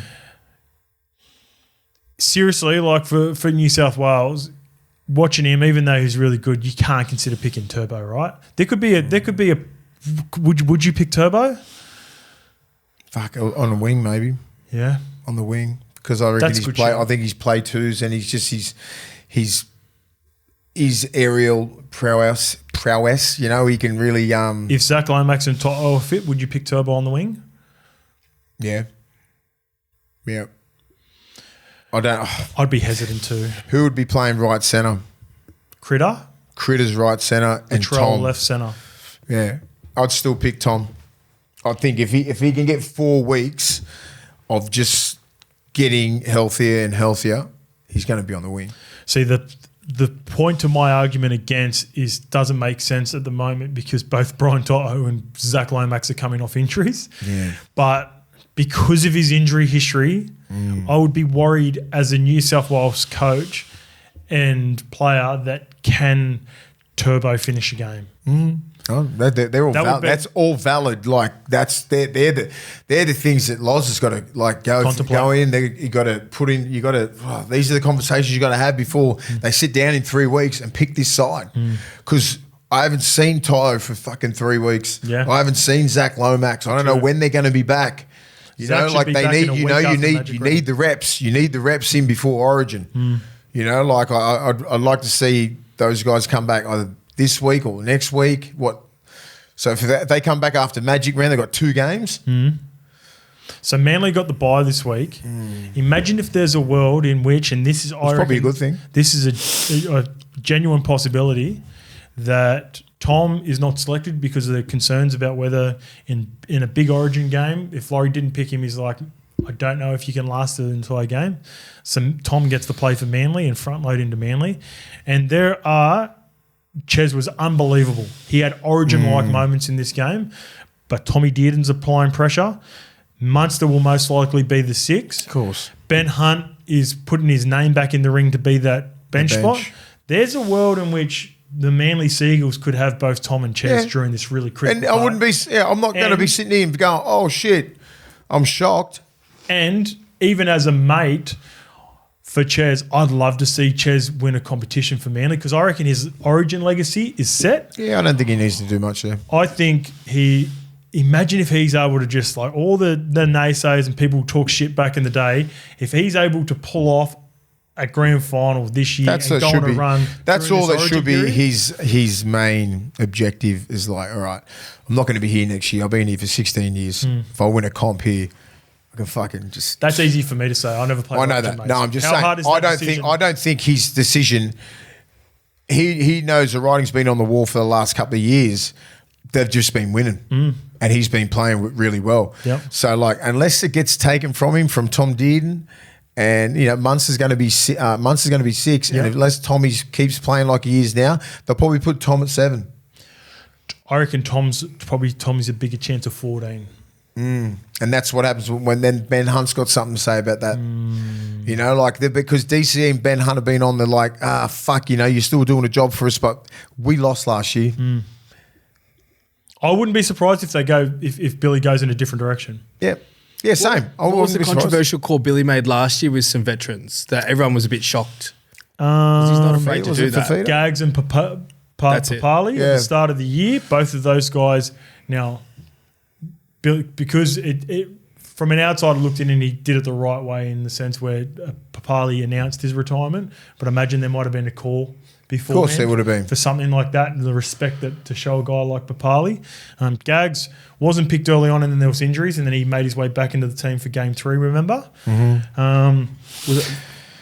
Yeah. But there would be a conversation beforehand. I reckon Billy would have to wait all the way up until fucking the week of to see what the fitness is like before he makes any huge decisions like that. But also, like, he gave Callan a call, remember, a couple of years ago and said, fuck, I'm going to go with Walshy. So, yeah. Big decisions coming up, and it'll be at the benefit of Manly for sure, mate. Because they play all the bye rounds too. The Manly are playing all the bye rounds for super coach purposes. I know that this year I'm locked in. So, mate, Ches and Turbo for whatever reason don't get picked. Manly can go on a run during this Origin period. Yeah, because Jakey's not going to make it either. It's just I just worry about their middles. That's all. Same. All right, let's get to the Panthers. The fan bunker question from Mitch at the start of the year. It looks like it's a genuine problem right now for the Panthers. And the reason I say this, and I brought it up, and we've got episode 2 coming up. Today. It would have already dropped. It's not necessarily like CommBank isn't the stadium for Penrith. Penrith was a huge advantage. Slow, big, thick grass out there, like the old Brookie Oval, which slows. Not one other supporter there. No one, even as players, I hated travelling. I grew up in Penrith. I hated travelling back out to Penrith when you live in a place like rotten Manly. Sheds. Like, remember we used to travel there for Manly, for example, Mace, and you'd have to go out there. You normally got to get to a game an hour and a half before a game so you can prepare, right? You got to Penrith 2.5 hours before because there's so many opportunities where something could go wrong on the highways all the way out there. So you had to add an extra half an hour or an hour to your travel. It's evident that they're missing not playing at Penrith more so than the fact that they're playing at CommBank. That's a good shout. It would throw them out because they've never been in this position before. 5 years of domination, hardly ever losing a fucking game out there for 5 years, and then all of a sudden you got to play at CommBank. Teams were defeated before they went out there. Yeah, because the whole Penrith is there. You got fuck all supporters from someone else. No South supporters are going out to Penrith. No. Well, you talked about the track before at those 2 stadiums. Yeah. What's Penrith's track like? Yeah, it's slow, Still? but that's not. Yeah, it's It's a hard slog. But they were so used to that, though. Yeah. Obviously, It's like Brookie back in the day. The old Brookie. Brookie back in the day. It's not as thick as Brookie back in the day, but it's just a little bit different. You know, like everybody, there's a lot of it's a home ground because they're all Penrith supporters. They ding that bell like the Undertaker's coming out. Yeah. They hear that fucking Panthers always going off. That's a good one. You'd know that. Yeah, like it's just they. I'm convinced you might be the Panther. It looks like it's a home ground. Everybody hates you, and you're copping that much shit out there. You're not getting that from Combang. Everyone's all friendly. Bad juju with Toto dancing in the change room Bad juju. Great content. Bad juju. Don't do it. It's like Juju Smith-Schuster. His stuff. Fucking, you're right. you wouldn't. Are you aware of that reference? Yeah, when he yeah. did the TikTok He's and doing did on the it thing. when he was at the Yeah. Steelers. Now he can't get a fucking franchise team to sign him. I think he might be back with the Chiefs. But anyway, so I'm watching Nathan and Yowie closely in this game. Yowie looks 38 years old. They are sticking. Fucking hell. I watched him. Sorry, mate. I was just like, Yowie, what's happening? This is what happens when it starts to even up. He is sticking to the process of what has worked for them in the years past, and Nath is, and everyone else is just not executing. It's not doing it. No one's doing it. No. They would try to get to a spot. They love that play where they bring it back on the inside where teams try to lay a line at a post to get a quick play of the ball. They drop a player back underneath, and then the shape works really well on the way back. Yeah, it doesn't work. But the players aren't getting to the right spots, or they dropping the ball, and it's just not happening. The deep drop to Tungo, and now they're doing it to whoever the centre is there. It's just not working. It's not working. Would you consider, and I'm thinking about how they fix this edge for the Panthers, the left edge, would you consider, you know how versatile they are, moving Liam Martin over the left edge? I fucking would. Yep, I would. He can fix up a lot of problems. Yeah. He can help Blaze out a lot. Yeah. Scotty Simonson back over Scotty the can right. play on the right. Next to Nath. Yeah, I think they can do that easily. He just needs just his presence on the left there as well, get more ball as well. He doesn't get much ball on the right. But yeah, Yowie has aged a lot in the last 6 weeks. It's just like he's doing a lot of stuff with the ball. He's doing a lot of defence. Yeah, he's doing a lot of work where when it was working like a well-oiled machine for the last 5 years, Yowie just looked like the fucking greatest lock of all time. Now he just looks human. Looks like just a decent player. Looks like an NRL player. Not a former Golden Boot winner. Not an Origin player. Not an Origin captain. That's my He will he will be Origin I captain. know. I'm just saying he don't look like it now. Right now, if you're looking at playing on form, you're like, fuck, he's doing the same shit, but it's not working. Right? I know when you get to Origin, he's going to play a different whole style of football. It's a different thing, right? He's going to play more direct and everything like that. But like, fuck, Cleary looks like he's a different person. You know, like they're on the same page. They're doing exactly the same as what they're doing the last 5 years. There's about 6 or 7 that aren't on that same level. It's the guys that have been there for the 4 or 5 years, and then this young brigade that's come through another whole system that hasn't been indoctrinated into the Penrith way that are fucking letting them down. I was watching Nathan the presser, and Ivan was just answering a lot of the questions.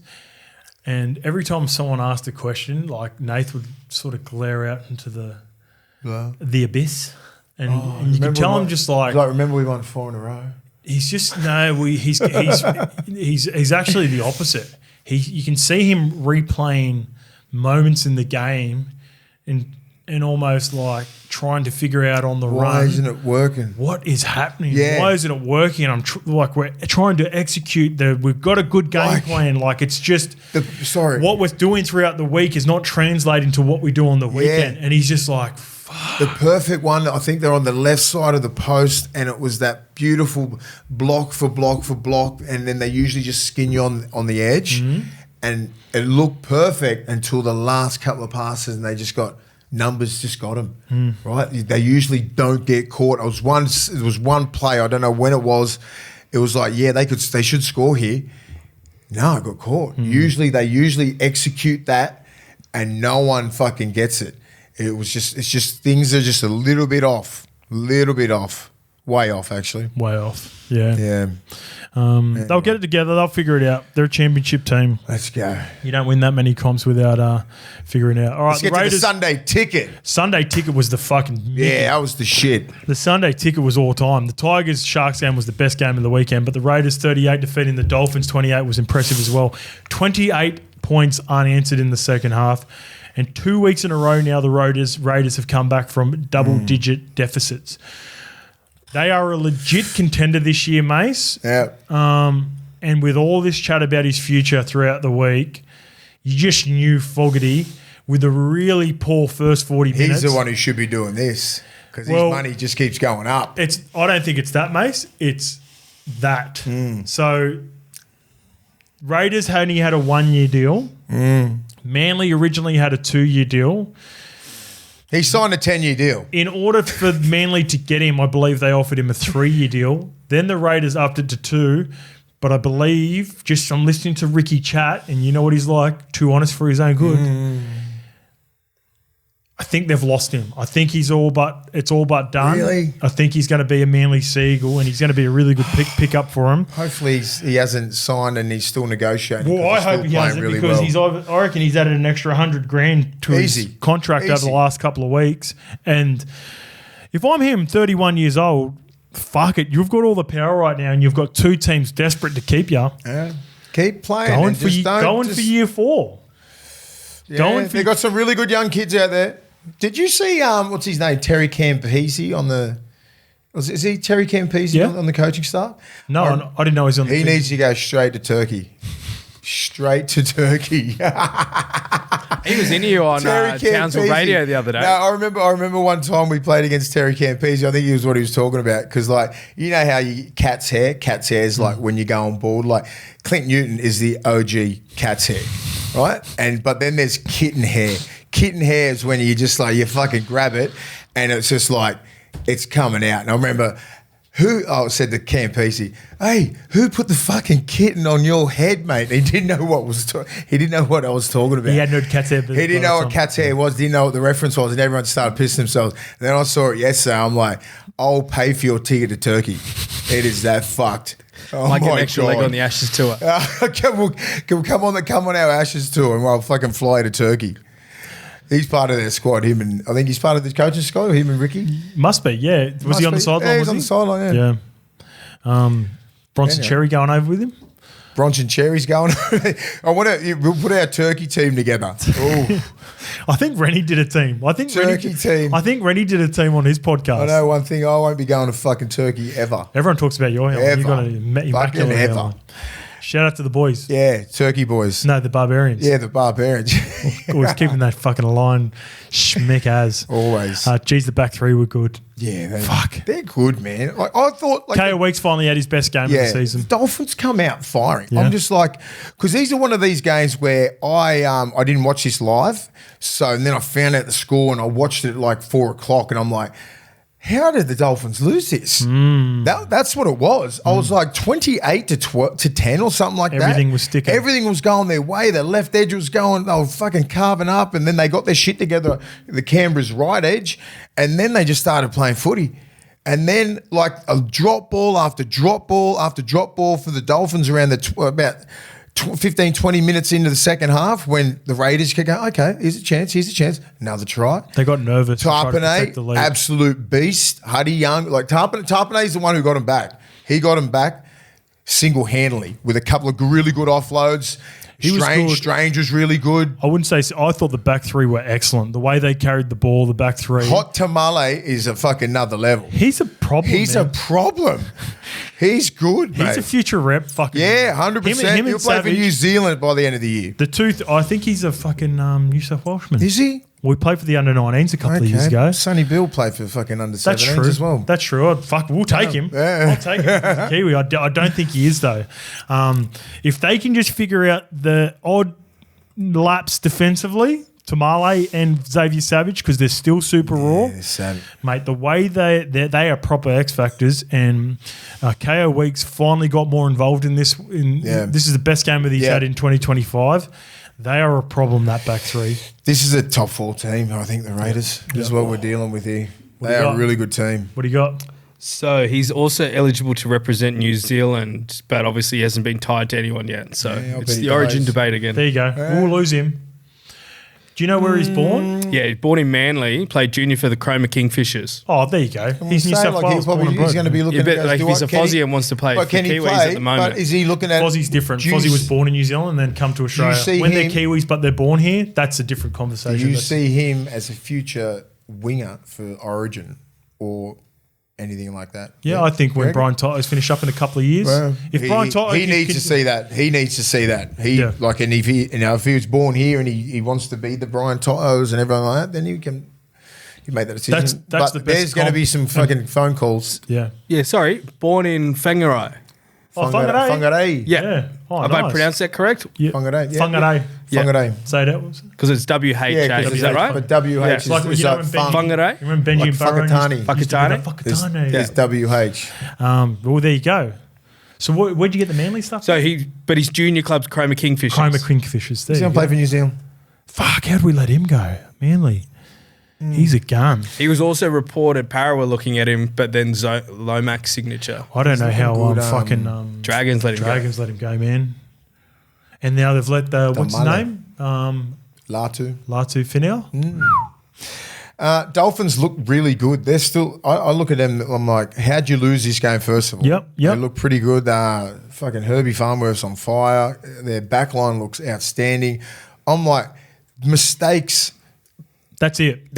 And they lost the game. And discipline, losing the ball, just they out of 6 sets, maybe 2 or 3 times, in that really important part of the second half. 40 to 60 minute mark. Yeah, I'm just like, what are you doing? Are you trying to lose the game? And when you already know the score and you go, oh, this is how you're losing it. Yeah. This is how you lost the game when you're watching the tape there. I'm just like, holy shit, this is the real deal. And then they got and I'm like, Raiders are the real deal.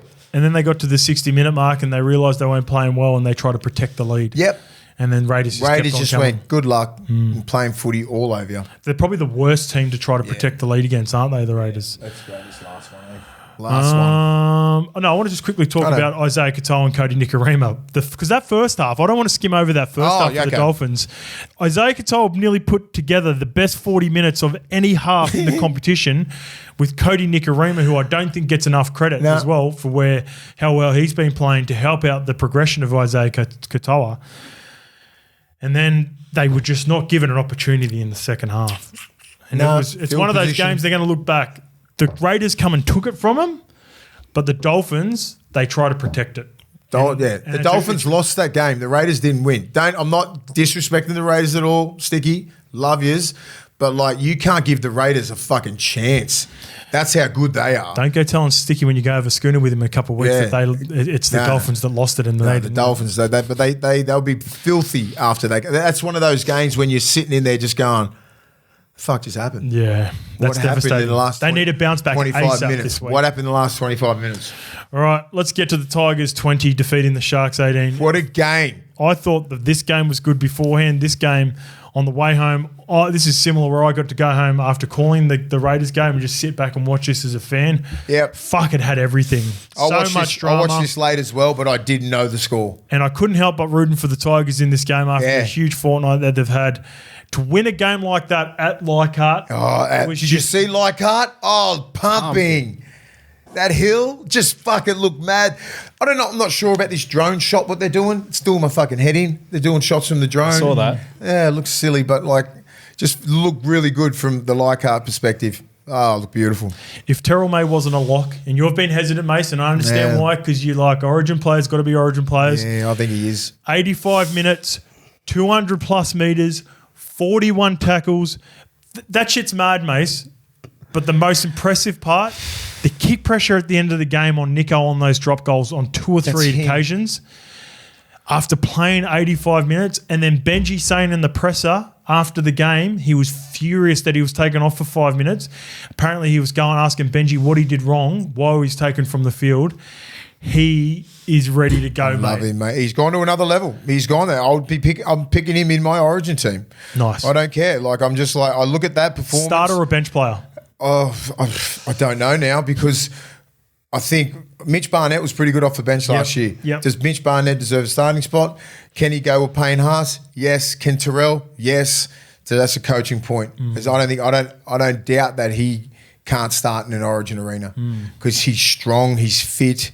Fit isn't a joke. 85 minutes, what he's doing there, unbelievable. Runs a marathon on the fucking for a side hustle. He's the guy. Him and Payne Haas. I think he's the form forward in the comp. Form front rower in the comp. Him and Payne definitely. Yeah, I'll just say Payne Haas had a couple of down games, but he hasn't. No, he hasn't, and. I don't think Payne's had down as well. Yeah, but I'm just saying, they lost a couple games and just I don't know. Yeah. Payne Haas just didn't have it. I'm not saying he did have a great game. Yeah. He's still their best forward. Here's a good one for you. And I know how highly contested this is. When you start talking about the pecking order, we've got huge opinions of obviously Payne. Joseph Tarpanay is heavily slept on. Tino is still that dude despite what's happening at the Titans. Terrell May. He's there. He's in your top 5 now. Well, just to throw some stats in there. 23 points. He's on Dally M. Payne Haas on 21. There you go. They're both fucking animals, man. They're both animals. And Terrell May. Will Kennedy's at the top. Will Kennedy, yeah. Shout out to Will Kennedy. Fucking Sharks fan. Yeah. Told you Will Kennedy's that dude. I told you. Fucking Jesus. Another level that kid's got. We'll get to him. Yeah, Terrell May, absolute beast. I think arguably the best prop in the game. And that's a big thing for me to say that right now because I'm him and Payne Haas are neck to neck. I still see Carrigan in there, but I'm not sure if he's a front row. I know he has 8 on his back. And then Tino, Fanua Blake, Tarpanay. That's Mitchie Barnett. Mitch Barnett is Fish. but I just not at the moment. Yeah. Not at the moment. Those guys. Mitch Barnett's up with Terrell May ahead of Mitch Barnett right now. Yeah, there you go. That's why that answers my question. Yeah, so I'm just I'd go Payne, Terrell May starting, Mitch Barnett off the bench with Spencer Leniu. Because I think Terrell May is a dude who just does not fucking stop. He's like the big diesel. He just keeps going and going and going and going.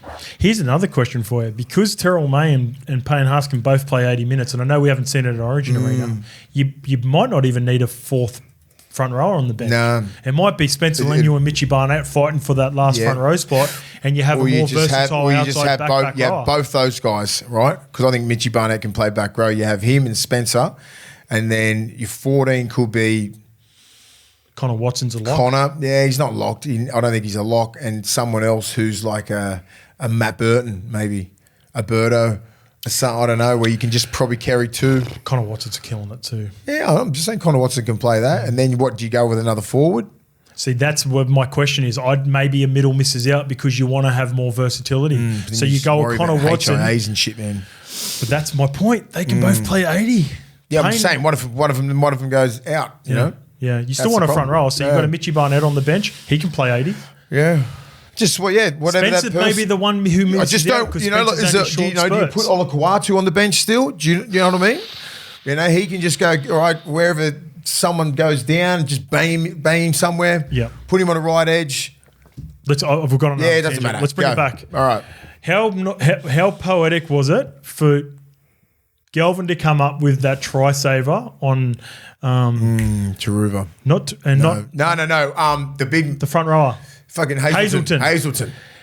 Just an ankle tap. Oh, mate. How did the big boy come down? Thought it was game over. And then considering what's happened in the last couple of weeks, for it to be Galvin originally, then they shift, and I think it's Taruva comes in on the fucking Stafford Toller gets initial contact. How did they fuck that up? And then Taruva over the top. It's like complete opposites coming together for the betterment of the team. How did they not win that? Cronulla. How did they not put that to bed? There was a 4-on-2.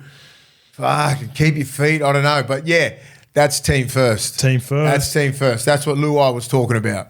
And they showed that. Yeah. They fucking showed that because they put all their bullshit behind and they just went, all right, boys, let's get it going. The body language is still I've got to be I've got to give them props. I've got to give Benji props. I've got to give their leadership props. I've got to give fucking Galvin, everybody who's involved in that club to get that win because you could have easily got beaten. Easily got beaten. By the way, I ended up watching Terrell Davis May, the vlog the other day. He's an interesting cat. He's such an interesting cat, mate. I gotta watch it. him. It was the game after they beat Newcastle. He spends like 15 minutes eating his fucking post-game feed on camera. Just eating. Just chewing Fucking food. hate that. Oh, I hate that. Mate, and mate, his views are huge, and like he's like, he goes, I wonder what, he goes, I'm getting a bit over this vlog stuff. Don't know what I'm going to do next. Might start a podcast. He's such a cool cat. Oh, I love it, mate. All right, let's get to the Sharks, and this may sound funny, but I thought this was Nico's best performance in a long while. I thought so as well. He was in everything that went well for the Sharks, and even at the end, if Hazelton, I don't know how Hazelton doesn't score, and then he hit some of those dropouts beautifully, and they got charged down. Yeah. And the one off the post. The one off the post was clean as hell. Just wasn't meant to be. 50 out. Wasn't meant to be. That's it. Like, he did everything right. As a neutral, I wanted the Tigers to win for Galvin, for Benji, for Jerome, for all the shit that they've copped. Yeah. And then for Nico, I wanted Nico to win because I've been looking for this sort of performance. He was silky. He was classy. He was controlled. He was ball dominant. He kicked well. He attacked short sides. Oh, mate, he went after Thank the game. fuck, you know what I mean? He's getting the ball like when he was just like 4-on-3, and then I remember it was a bit of luck when he hit the winger, and the winger like Mulatalo kicked it back in, bang, bang, bang, try. Kennedy under the post. Remember they went that short side? Yeah. But you got to go after the I game, know, I'm right? just saying, but he's doing those things that I saw Put a couple himself of in the years picture. ago. Yeah. Like when he's taking short sides. He's the best short side runner in the game. Like, just got to set it up for him, see it, take advantage of it, bang, shit happens. Don't just, don't go through the motions like that, because he's got so much talent. And this is what you saw. You saw a little bit, mate. They were good. They were good enough to win that game. They were. Very, quite easily. But fucking Sharks had some fight in them, man. And they did well. As a congratulations. Neutral, you felt sorry for whoever was going to lose that game. Yeah, someone's going to suck. Yeah. And the way it happened too, like the penalty, fucking come on. It's a quick call. I know it was, but I just don't like seeing it like that. Yeah. I just want to see a drop goal and then fucking. Jeez, he took his time too, Dewey, to get to fucking knock that over, didn't he? The God. longer he took, the more nervous I got. Yeah, I was just kick it, mate. Just kick the fucking ball. Yeah. Can I ask, drop goal hierarchy in those situations? Is that premeditated? Why did they keep fucking around when like Luai had a good? I mean, Nico had a good chance. He wanted to go out there to left, and no, Luai didn't. Then he went to Dewey. Like fuck, Luai surely he can drop out. Yeah, and he had a good. Fucking good angle on it. He had a better angle than Dewey. I'm just like, fuck, someone pulled the trigger. I would have loved to be in that position. My question comes on, why isn't it getting thrown to Galvin?